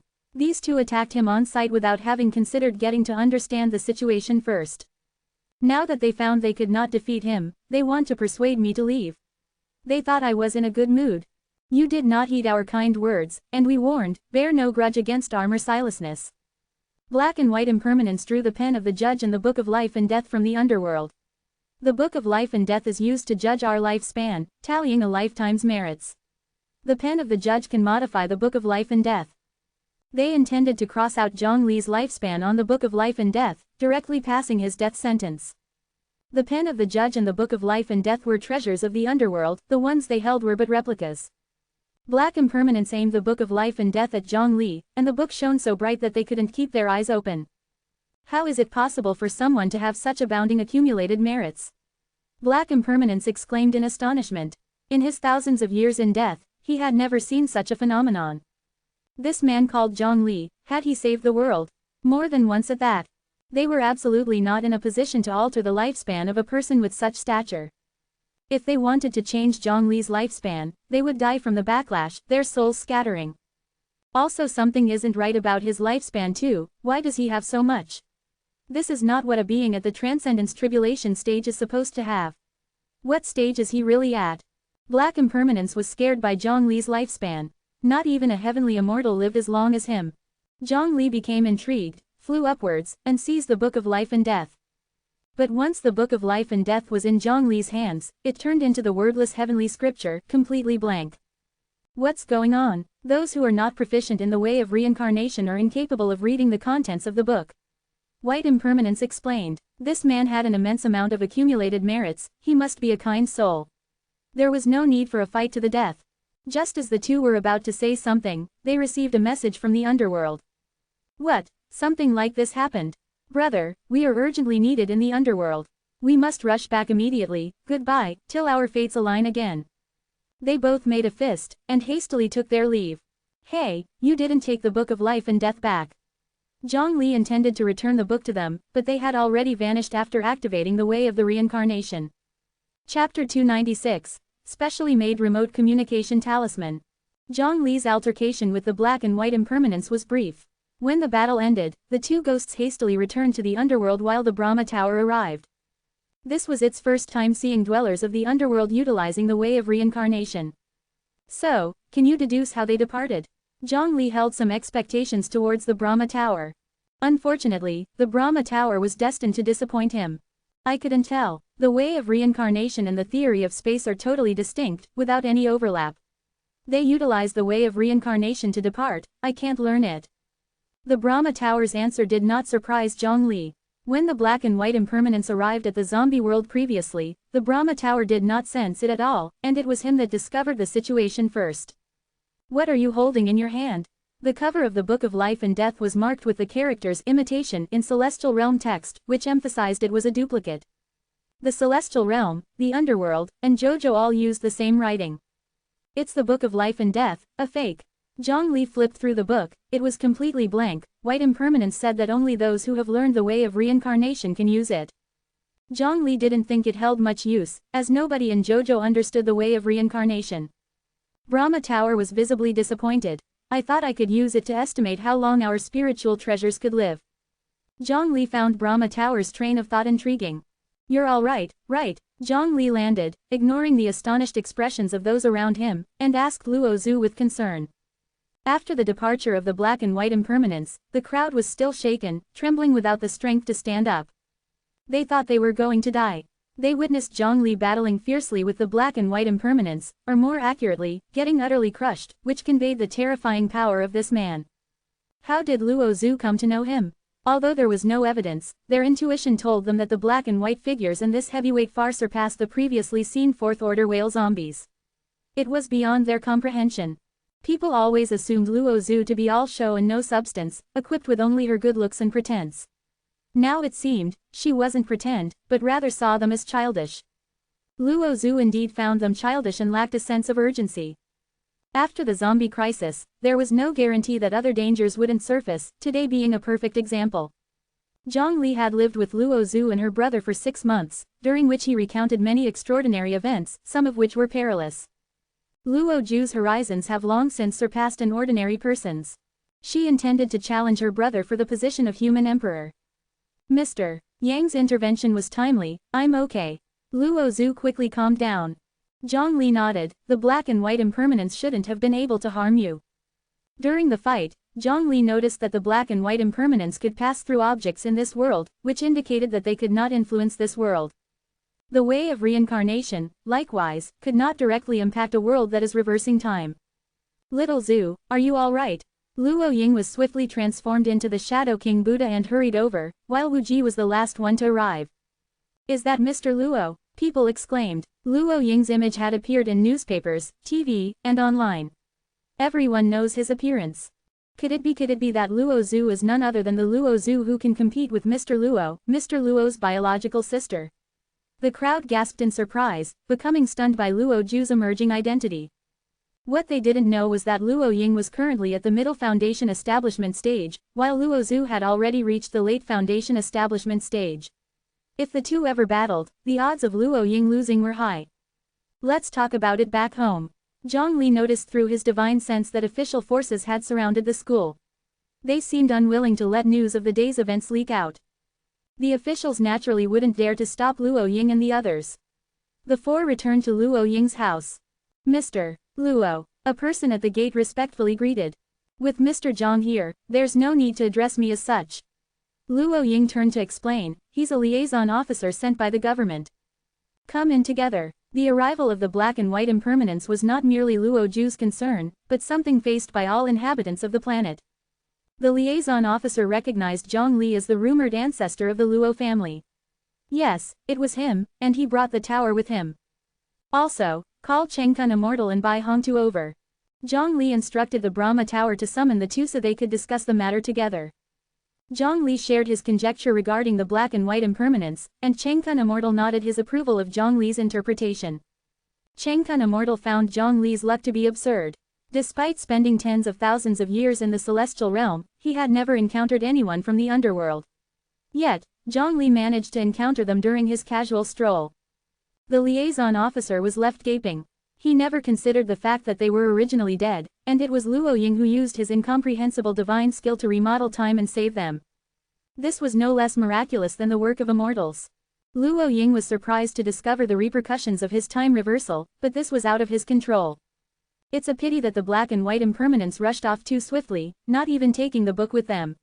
Otherwise, I'd have been able to clarify the matter properly and understand the underworld's stance. Zhang Li shook his head regretfully. He had no idea why they were in such a hurry. He had hoped to hitch a ride to the celestial realm with the underworld. However, there was no need to rush. Even a duplicate book of life and death held great significance to the underworld. They would undoubtedly look for him. As a storage fee, a trip to the underworld was not expensive. Old Bai, draw 2 communication talismans for Luo Ying and Luo Zhu. Zhang Li didn't summon Bai Hongtu just to watch the spectacle. It's very blood-consuming. Once I return, I'll treat you to blood tofu. Do you prefer pig's blood or duck's blood? Won't kill you to be frugal. Bai Hongtu bit his finger and started drawing on yellow paper. The remote communication talisman was extremely difficult to make. Even after Bai Hongtu reached the Transcendence Tribulation stage, it could only be produced in limited quantities. As this required his pure blood, once it was used up, only time could restore it. Without Zhang Li needing to say more, Bai Hongtu managed to create a communication talisman exactly to his preference.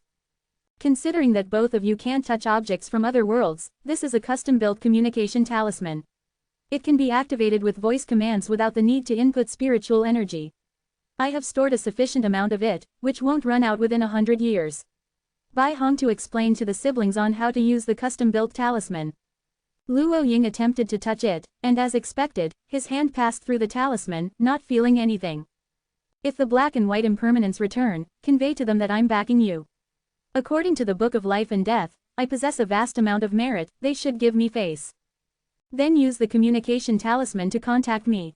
Luo Ying and Luo Zhu thought Zhang Li was as reliable as always.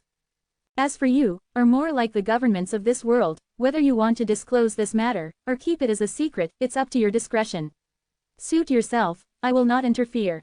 The liaison officer nodded his head like a pecking chicken, realizing after their interactions that Mr. Zhang, who appeared to be an ancestor of the Luo family, probably held another identity. Additionally, his abilities surpassed the government's initial estimates. After everyone left, the liaison officer carefully asked Luo Ying. Mr. Luo, who is Mr. Zhang? He is the true savior of our world. The liaison officer secretly observed Luo Ying's expression and noticed his admiration and longing. Chapter 297, Mermaid Clan. Zhang Li was initially worried that black and white impermanence would come after him in the ancient world, but then he thought, the heavenly monarch had already killed all the cultivators, so black and white impermanence wouldn't be necessary. Task issued. The sea city of the South Sea is a mixed bag of fish and dragons. The fish people tribe is weak and bullied by the Jiao dragon tribe. You see a Jiao dragon forcibly taking a female fish person and angrily intervene, injuring the Jiao dragon. The conflict between the Jiao dragon tribe and the fish person tribe escalates, leading to a duel with a vial of true dragon blood as the prize. Please help the fish person tribe win the duel and obtain the vial of true dragon blood. This task cannot be abandoned. Task reward: 1 invisible cloak, 1 copy of the recipe for true dragon blood bath medicine, 1 copy of transformed dragon hand. Fish people tribe. Zhang Li remembered this race and even shared some connections with them. In the South Sea, there were fish people who lived in the water like fish, their tears turned into pearls. The pearls derived from the tears of fish people were not ordinary pearls, but pearls that were equivalent to low-grade spirit stones. 1 teardrop was equal to 1 low-grade spirit stone. The fish people tribe was a naturally affluent tribe whose members didn't have to worry about spending spirit stones in their lifetimes. However, the population of this tribe was sparse, only about 1,000, and they had mediocre cultivating talent. The highest cultivation level among them only reached the divinity transformation stage. Because of this, they were often bullied, especially by the South Jiao Dragon tribe. The South Jiao Dragon tribe once bullied the fish people by force, beating and humiliating them, even threatening them with death, forcing them to cry day and night to produce pearls. Zhang Li, who was at the nascent soul stage, got furious upon seeing this and brutally beat up the young Jiao dragons, rescuing the fish people. The Jiao dragon tribe warned him to wait for the consequences, boasting about their connections. The rescued fish people also showed their resolve, declaring they too had backing and were ready for a fight. The young Jiao dragons called the older dragons over, and Zhang Li called the old human emperor over. The Jiao dragon tribe was utterly confused. Shouldn't it be a duel between the South Jiao dragon tribe and the fish people tribe? Why did the old human emperor suddenly appear? The old human emperor arrived with his commanders, marching towards the South Jiao dragon tribe, punishing the guilty and killing when necessary. In the end, he even contacted the South Sea Dragon King, instructing him to keep a stricter watch over his subordinate tribes. The Jiao dragon tribe were beings who had no hope of transforming into dragons in their lifetime.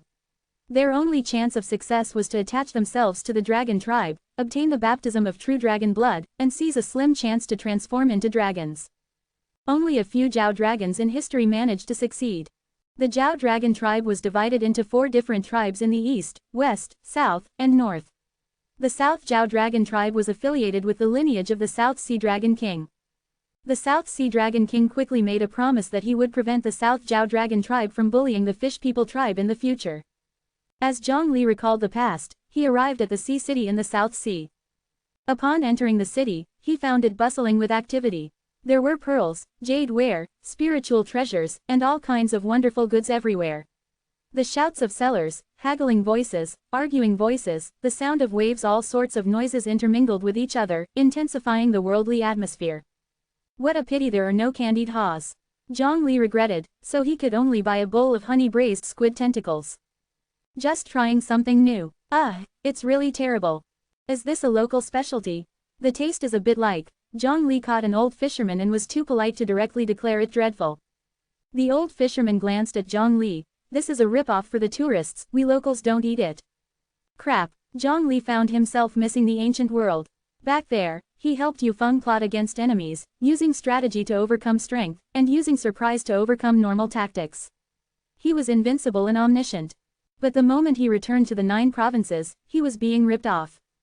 Were you also here to participate in the bridal selection ceremony for the little princess of the fish people tribe and catch the embroidered ball?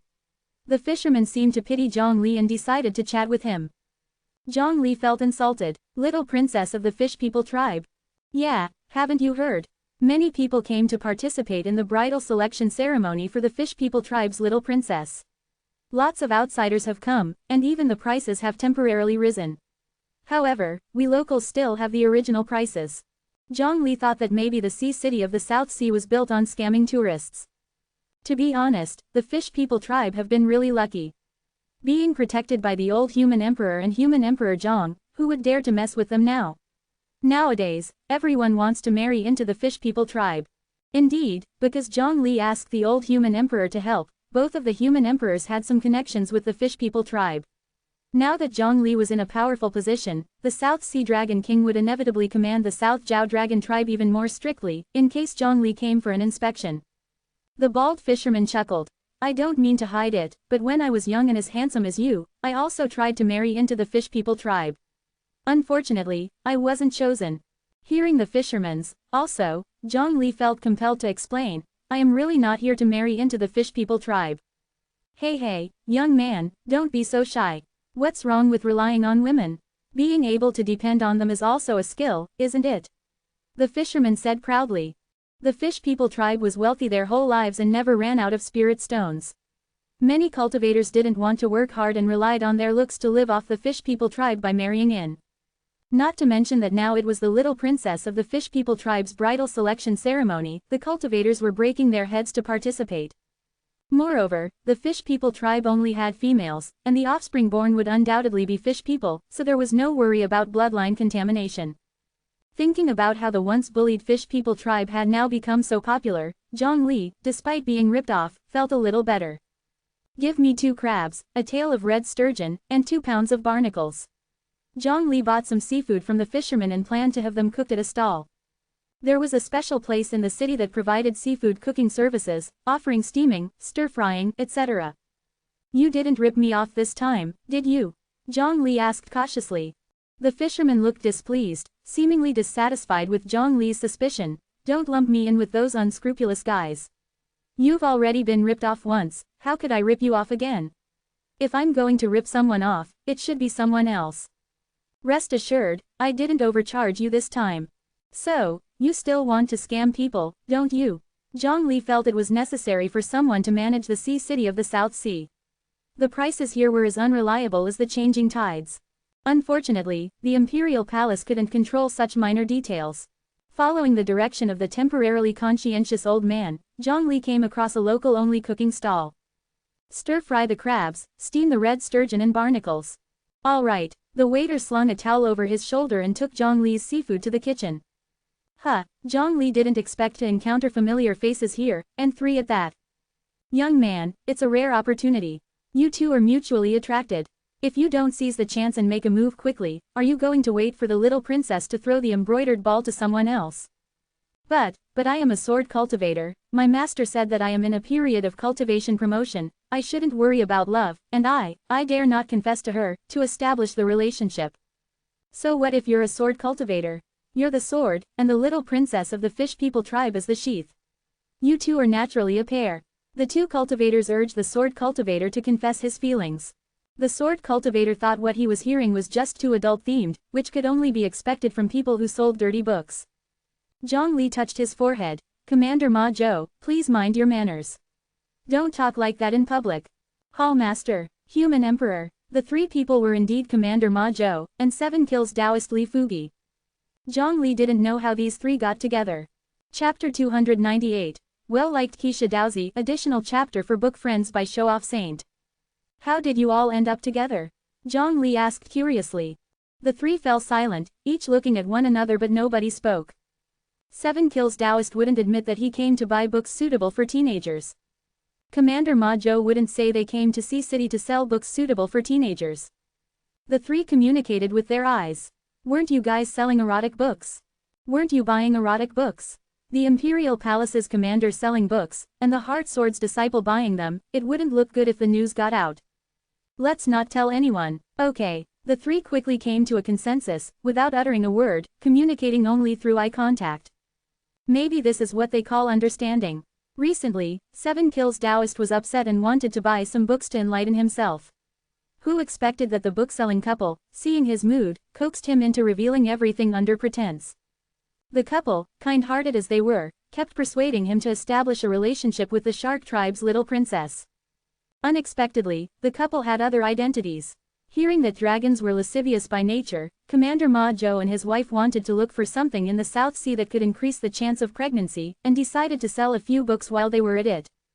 Who would have thought they would end up selling to the Sword Taoist's disciple? What if the Sword Taoist got angry? What if he decided to chop them? Seeing them not saying a thing, Zhang Li didn't bother to probe and just changed the subject. What kind of relationship do you have with the Shark Tribe's little princess? Here's the thing, I was roaming around the world, following an order from my master, trying to gather my heart sword energy. A few days ago, I came to the South Sea and met Xiaomeng. Oh, Xiaomeng is the Shark Tribe's little princess, you Xiaomeng. Xiaomeng was trapped in a whirlpool, unable to escape. If this continued, she was going to be in danger, so I chopped the whirlpool with my sword and rescued her. Her wet hair clinging to her cheeks, her small chest hidden behind seashells, her waist as slim as a palm, I've never seen a girl as beautiful. I fell in love with her. If you like her, go for it, Zhongli said as if it was a matter of course. I am a sword cultivator, even though I follow the emotional Tao, I can have feelings. But, I am currently trying to understand the heart sword, I can't be distracted by other things. When it came to sword Tao, Zhongli wasn't in a position to interfere, lest he give the wrong advice. You have to think this through. You can always comprehend the heart sword, but you only get one shot at love. If you miss this opportunity, you may never have another one in this lifetime. Do you really want to watch as Xiaomeng falls into the arms of another man? Commander Ma Zhou and his wife encouraged 7 Kills Taoist. They didn't care about sword Tao. They only believed that love relied on luck and fate, and one should not let it slip away. Zhongli felt that for the first time, this couple was making sense. They are right. If you like her, go for it. Don't let too many worries hold you back. If you are worried that your Taoist master would criticize you for not focusing on understanding the sword Tao, I'll talk to him for you. Zhongli was eager to play matchmaker for 7 Kills Taoist and Xiaomeng. When Yufeng and Wu Lian decided to be together, he didn't get involved at all, leaving him with a sense of lost opportunity. This time around, he was determined to succeed. With Zhongli backing him, 7 Kills Taoist felt braver. All right, I'll confess to her now. At that moment, a commotion came from outside the door. Hurry up, the Shark Tribe's little princess is getting ready to throw the embroidered ball. 7 Kills Taoist turned pale instantly. My daughter, since you said that the two of you share mutual feelings, why do you still need to hold this ball-throwing matchmaking event? The Shark Tribe's clan leader couldn't understand it. The ball-throwing event was planned 10 days ago. If someone of a certain age in the Shark Tribe didn't have someone they fancied, they would throw an embroidered ball and leave the rest to fate. But 5 days ago, his daughter came back and said she had someone she liked. The clan leader suggested her to cancel the ball throwing, but his daughter insistently refused. I was held by him. I told him that I liked him. He said he liked me too, but then he hesitated to say that he hadn't focused his sword Tao heart energy and couldn't be in a romantic relationship. He said that when he focuses his sword Tao heart energy, he would marry me. As a sword cultivator, he was so indecisive. When will he be able to focus that energy? Probably never in this lifetime. Moreover, he wouldn't even tell me his name. He just called himself 7 Kills Taoist. Since he doesn't want me, I might as well just marry some random person. It's all the same if it's not him. If he has any conscience, he will appear under the stage, by then I'll throw the embroidered ball to him. Don't worry, she still has feelings for you.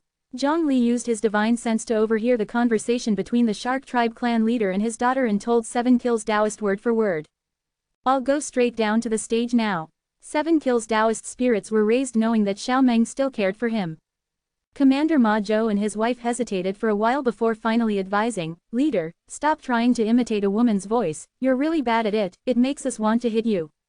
Fine by me. In the eyes of cultivators, the Shark Tribe's little princess was like a treasure trove, symbolizing endless wealth. Whoever marries into her family is set for life. There were quite a lot of people under the stage. But 7 Kills Taoist was the sword Taoist's disciple, with a body full of sword energy. Although he didn't show it, people felt uncomfortable when they got close to him.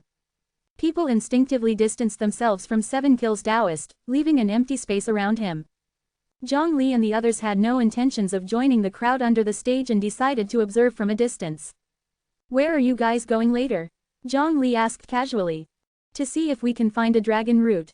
It can be cut into slices to eat or soaked in alcohol to drink. The couple's eyes were gleaming. Zhongli, however, didn't want to know what a dragon root was. Yu Xiaomeng, her face shrouded in a white veil, was tossing an embroidered ball, her eyes scanning the crowd and quickly focuses on 7 Kills Taoist who stood out in the crowd. He still cared for me, she thought sweetly. Suddenly, it seemed like 7 Kills Taoist was the only person under the stage. Since 7 Kills Taoist was here, everyone else was just an extra. She threw the embroidered ball high into the air, aiming for 7 Kills Taoist. The crowd lunged forward, fighting for the embroidered ball. In their eyes, this wasn't merely a ball, but endless spirit stones. But who was 7 Kills Taoist? He was the sword Taoist's disciple, capable of holding his own against Qin Luan. Even from a young age, he reached the late golden core stage and could become a nascent soul cultivator at any moment. Compared to him, those under the stage were of similar age but had lower cultivations. Using his sword energy, 7 Kills Taoist pushed away the crowd, causing them to retract their hands in pain. By the time they realized that now was not the time to be afraid of pain, it was too late. The corners of 7 Kills Taoist's lips were lifted into a smile. Just as he was about to catch the ball, a figure, moving as quickly as a sea dragon, managed to catch the embroidered ball before he could. 7 Kills Taoist was shocked, Yu Xiaomeng was shocked, the crowd under the stage was shocked. Even Zhang Li and his companions were taken aback. Surprisingly, the person who caught the embroidered ball was a woman. "He's mine, Yu Xiaomeng, you're not allowed to take him." The person was an imperious little girl in a scarlet dress. Despite her seemingly fierce demeanor, she gave off a cute vibe. Some people recognized her. That's the little princess of the South Zhao Dragon tribe. What just happened? Zhang Li asked 7 Kills Taoist by using voice transmission. 7 Kills Taoist awkwardly explained. Actually, there were 2 people in the whirlpool at that time, one was Xiaomeng, the other was her, I saved both of them. You really are popular. Chapter 299. Human Emperor, how many tons of true dragon blood do you want? The petite princess of the South Zhao Dragon tribe was named Li Zhaozhao, born on the same day of the same month of the same year as Rain Little Meng. Their relationship was more like rival sisters than friends. At the 100-day feast, Li Zhaozhao and Rain Little Meng spotted the same brush and fought for it. Rain Little Meng grabbed the brush tip while Li Zhaozhao took the brush handle. On their 5th birthday, Rain Little Meng scooped up 2 bowls of longevity noodles while Li Zhaozhao grabbed 2 poached eggs. Their competitions become increasingly fierce over the years, encompassing a myriad of items, from brushes to primordial pills to dragon tiger golden cores, until they finally grappled for the affections of the same man. 5 days ago, they had a showdown above the sea surface to settle their dispute once and for all. They caused a massive whirlpool, but both ran out of spiritual energy and struggled to escape from it. The whirlpool was Li Zhaozhao's ultimate technique, powerful enough to strangle anyone at the golden core stage. Luckily, the 7 Kills Taoist, not your average golden core stage cultivator, sliced open the whirlpool with a single sword stroke and saved both of them, cradling Rain Little Meng and pulling Li Zhaozhao up by the arm. Non-human, drenched, rival sisters. The thought of writing a book sparked excitement in Ma Zhou and his wife's hearts.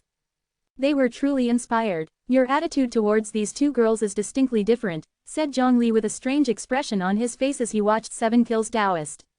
Even if you favor Rain Little Meng, it's unjustifiable to be so rough on Li Zhaozhao. Have you ever considered her feelings? 7 Kills Taoist expressed deep remorse, promising to be cautious next time. He's mine, and my father has already agreed that as long as he comes back with me to the South Zhao Dragon tribe, we can get married immediately. Li Zhaozhao declared, hands on hips. Truly a joke, Li sister. He was trying to snatch my embroidered ball. It's clear his heart lies with me, why would he go to the South Zhao Dragon tribe with you? Li Zhaozhao sneered, we will see about that. He just doesn't know your true colors yet.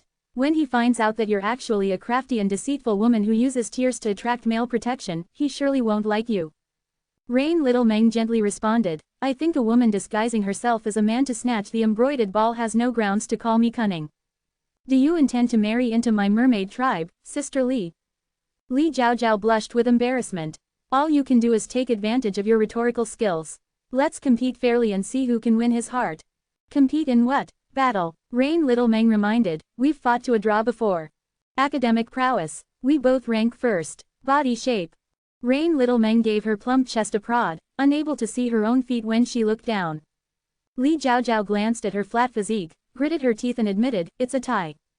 Mother said, to captivate a man's heart, one must first win over his stomach. The South Sea is abundantly endowed with diverse seafood, and we've never competed in culinary skills before. Let's have a cooking showdown. Li Zhaozhao was very confident in her culinary skills. Her specialty of honey-braised squid whiskers was a huge hit among the street vendors. Rain Little Meng readily agreed, feigning confidence.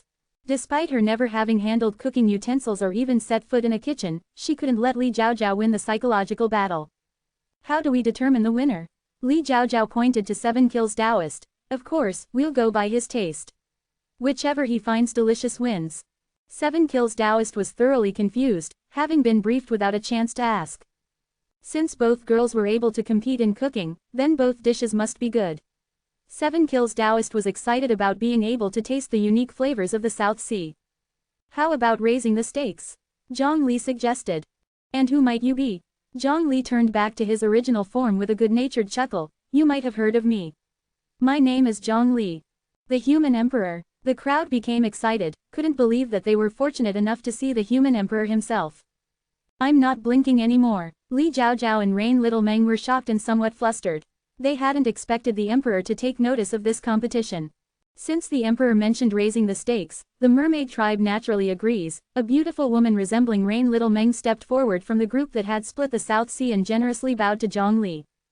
Zhang Li lightly gestured, not allowing the clan leader of the mermaid tribe to bow to him. The clan leader is too formal, I'm just passing by. May I ask what the emperor has in mind for raising the stakes? The leader of the South Zhao Dragon tribe, who had been secretly watching, finally appeared. He was the same Zhao Dragon who had a standoff with Zhang Li 500 years ago and claimed to have a backer. A jar of pure dragon blood. Alright, my tribe will participate in this competition. The greed in the eyes of the leader of the South Zhao Dragon tribe was clear to see. The pure dragon blood was a treasure, it had the potential to increase his chance of becoming a true dragon from 50% to 30%. The human tribe used the pure dragon blood to temper their bodies, which could give a slim chance of a dragon transformation, while for the Zhao Dragon tribe, the only use was to elevate their chances of evolving into a true dragon. Unfortunately, the pure dragon blood was as precious as it was rare. In the South Zhao Dragon tribe, even though they had saved up 2 small jars of it, they were still reluctant to use it. Wait a moment, I need to go buy a jar first. With that, Zhang Li flew away in a beam of light, leaving the others gazing after him in confusion. When Zhang Li found the South Sea Dragon King, he discovered that the king was panting heavily, practicing a certain cultivation technique. Zhang Li discovered a cultivation technique book at the South Sea Dragon King's feet via his divine sense. The Zhang Li Emperor's strength. He silently read the foreword. This cultivation technique is divided into 3 stages. Upon reaching the minor accomplishment stage, your strength can surpass those of the Dragon Clan with no one able to match it. Upon reaching the middle accomplishment stage, you can defeat the commander Zhang Konggu in terms of strength. Upon reaching the major accomplishment stage, you can arm wrestle with Emperor Zhang Li. Isn't the gap between the middle accomplishment and major accomplishment stages a bit large? South Sea Dragon King, what cultivation technique are you practicing? Zhang Li asked with a friendly smile. And nothing, just messing around. The South Sea Dragon King anxiously put away the cultivation technique, fearfully worried that Zhang Li would see it. What brings the emperor here? I need pure dragon blood, would you be able to sell some to me? The South Sea Dragon King breathed out a sigh of relief, thinking it was going to be something troublesome. That can be easily arranged. The South Sea Dragon King transformed into a 1,000-foot-long true dragon, holding a dragon ball in his paw. Shining brilliantly as if it was cast from gold, it emanated an extremely privileged aura. The aquatic soldiers nearby were affected by the oppressive might of the true dragon and fell prostrate on the ground. Emperor, how many tons do you require? The South Sea Dragon King's generosity knew no bounds. He bit open his dragon claw, letting pure dragon blood flow freely. The amount looked sufficient to drown an elephant. This amount should suffice. Zhang Li filled up a jar and used a spell to return the rest to the South Sea Dragon King. He had no use for so much pure dragon blood. How many spirit stones would this be? Your Highness must be joking. This is my gift to you, there is no need for any spirit stones. Zhang Li smiled, not surprised by the South Sea Dragon King's answer, and turned to leave. The South Sea Dragon King heaved another sigh of relief. He had thought the Emperor had come here to chastise him for perhaps one of the reckless South Sea creatures having offended the Emperor. Fortunately, the Emperor just wanted pure dragon blood. If the Emperor was willing to pay, he wouldn't dare to accept. Relieved, the South Sea Dragon King took out the Zhang Li Emperor's strength to continue his practice. Just as he turned to the second page, he froze. A lot of notes had mysteriously appeared on the cultivation technique. They were comprehensive, insightful, and easily understandable, giving him a new perception of the entire technique. This was an invaluable treasure. It was much more valuable than pure dragon blood. The South Sea Dragon King deeply bowed in the direction Zhang Li had taken off. Thank you, Emperor Zhang, for your guidance. Chapter 300. Winning the competition with plain boiled water. The first 7-kill Daozi contest begins now, with competitors Rain Little Meng and Li Jiaojiao. 7-kill Daozi is quite ordinary, yet he managed to capture the hearts of 2 beauties. Let us interview 7-kill Daozi. Fugi, what do you think of this competition? 7-kill Daozi was puzzled as to who Zhang the human emperor was calling. Then he had an epiphany. So, I am Li Fugi. 7 Kill Daozi felt a shiver down his spine as two icy glares bore into him once the human emperor asked the question. The competition is all about demonstrating skills, style, performance, and spirit. Let's keep everything friendly. Zhang Li was disappointed, not getting the answer he wanted, and he continued his inner commentary. Well, it seems that the attention of the crowd has unnerved 7 Kill Daozi into being unwilling to tell the truth, so let's turn our gaze back to the competition. 7 Kill Daozi felt like the human emperor was badmouthing him, but he had no evidence. Contestant Little Meng Rain's knife handling is quite unique. She cleaved the fish and the cutting board in one go. Quite distinctive and boldly innovative, worth praising. Contestant Little Meng Rain stewed the separate pieces in the pot. The heat was so intense that even the fish scales started floating. Wait, she didn't descale the fish. Is 7 Kill Daozi getting flustered because he has feelings for contestant Little Meng Rain? Let's turn to Li Jiaojiao's performance. Her choice of ingredients is quite unique. Li Jiaojiao scooped out the eyeballs of sea fish, octopuses, sharks, whales, sea turtles, all marine creatures, and kneaded them into the dough. She put the kneaded dough into the steam pot. The steam pot is a special feature of the South Sea region. Generally, it is operated using spirit stones, but in the South Sea, it is fired by a flame-spouting fish beneath the pot. The kind-hearted Li Jiaojiao placed a bowl of water next to the flame-spouting fish, allowing it to hydrate when it got tired. The flame-spouting fish didn't dare to slack off, especially with the dough containing all those eyeballs staring at it. Does this mean that contestant 7 Kill Daozi also has feelings for Li Jiaojiao? Let's turn our attention back to Little Meng Rain. It seems that the clan leader of the merpeople has high hopes for this competition, providing her with a spiritual treasure knife and pot, both possessing spiritual intelligence. Yes, we can clearly see that the knife is resisting Little Meng Rain's usage. Contestant Little Meng Rain intended to cut the crab into 2 sections, but the knife seemed to object to this act of cruelty, leading to a standoff between her and the knife.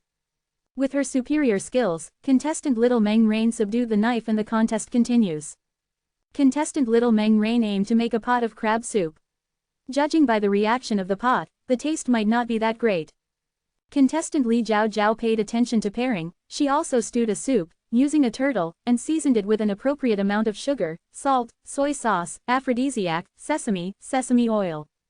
Hall Master, Miss Li Jiaojiao seems to have added something that isn't a seasoning, Mr. and Mrs. Ma Zhou whispered to Zhang Li. Warn her, if this happens again, her qualification will be revoked. Mr. and Mrs. Ma Zhou nodded their heads. Li Jiaojiao didn't expect her discreet method would be discovered, and she could only regretfully pour out her soup and start again. This time, Li Jiaojiao's soup looks much more normal.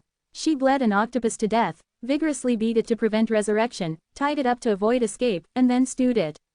An excellent method of preparing an octopus, indeed eye-opening for many. Zhang Li's commentary suggested that it was hard to tell who would win between the two, and 7 Kill Daozi's fate was uncertain.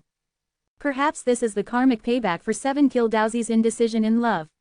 If he had established a relationship with Little Meng Rain earlier, this situation wouldn't have arisen. Who do you actually like, Little Meng Rain or Li Jiaojiao? With a gloomy face, 7 Kill Daozi replied, I thought I liked Little Meng, but now I feel that I was too impulsive. After this competition, if you see my master, please tell him his disciple was unfilial and couldn't serve him. What about if you don't consider this competition? 7 Kill Daozi seriously said, then I would definitely choose Little Meng Rain. Realizing the truth, Zhang Li relayed a message to Little Meng Rain. Stop cooking and serve 7 Kill Daozi a bowl of hot water. After a thrilling round of showcasing their culinary skills, Rain, Little Meng and Li Jiaojiao had both finished their dishes. Daozi, try Jiaojiao's dish. Do you like it? The usually aggressive Li Jiaojiao adopted a much softer tone as she spoke to Daozi, a change that left those listening a bit unnerved. The moment Daozi roughly grabbed Li Jiaojiao, she found herself drawn to him. Li Jiaojiao, having always been spoiled and pampered, had never experienced such treatment. She found it exciting. This is the main course I made. I named it, Center of Attention. When Li Jiaojiao lifted the lid, dozens of pairs of eyes were drawn to the bread. The gaze lingered on Daozi, making his hair stand on end. Daozi closed his eyes and carefully took a bite, swallowing without tasting. Is it good? Li Jiaojiao asked expectantly as she watched Daozi. Daozi nodded and tried to smile slightly, not daring to speak. Choked, didn't you? Here, have some soup. Li Jiaojiao brought over an octopus soup. A whole dead octopus was floating in the bowl, seeming to convey the brutal treatment it had endured before its death. Daozi elegantly took a small sip. Li Jiaojiao was quite satisfied with her cooking skills, and interpreted Daozi's reaction as him finding her food delicious. Next was Rain Little Meng's turn. "Why are your hands so cold?" Rain Little Meng asked, holding Daozi's hand, her brow slightly furrowed, and looking very worried. Daozi looked at Rain Little Meng sincerely, "Because you are my warmth. So don't make me eat. So try this soup I made." Daozi, feeling desolate, thought his end was near. "Ha ha ha, Rain Little Meng, you seem to have exhausted all your options, resorting to bringing a bowl of boiled water." Li Jiaojiao gloated. Daozi's eyes lit up, as if he have transitioned from the underworld to a mortal realm, given a new lease of life. He picked up the bowl and gulped down the water. "Tasty, tasty, it's sweet." Rain Little Meng found it funny. "How can it be sweet?" "Because you made it." Rain Little Meng snuggled in Daozi's arms. Their eyes met, shutting out the rest of the world. "I think I understand now how to cultivate the spirit of the sword." "How do you cultivate it?" "Clear your heart and that will be the spirit of the sword." "Little Meng, I love you." "Little Meng, will you be the sheath of my sword?" "I do." Zhang Li found it amusing how Daozi was able to act like a cold-hearted sword cultivator, able to suppress his true personality. He shook his head, chuckling, stopped paying attention to Daozi, let the young ones deal with their own matters. Zhang Li approached the clan leader of the merpeople and handed her a jar of dragon blood. "This is your reward." "Thank you, human emperor." The clan leader carefully took the dragon blood, examining Zhang Li with curiosity. She hadn't been born when Zhang Li had saved her clan 500 years ago, this was her first close encounter with him. "He looks rather ordinary. I have a special request. Please, human emperor, could you introduce me to your former clan leader?" Zhang Li found the blood relationship between Rain Little Meng and the clan leader intriguing. He had some suspicions, but he still needs to find Rain Little Meng's grandmother, the previous clan leader, to confirm it.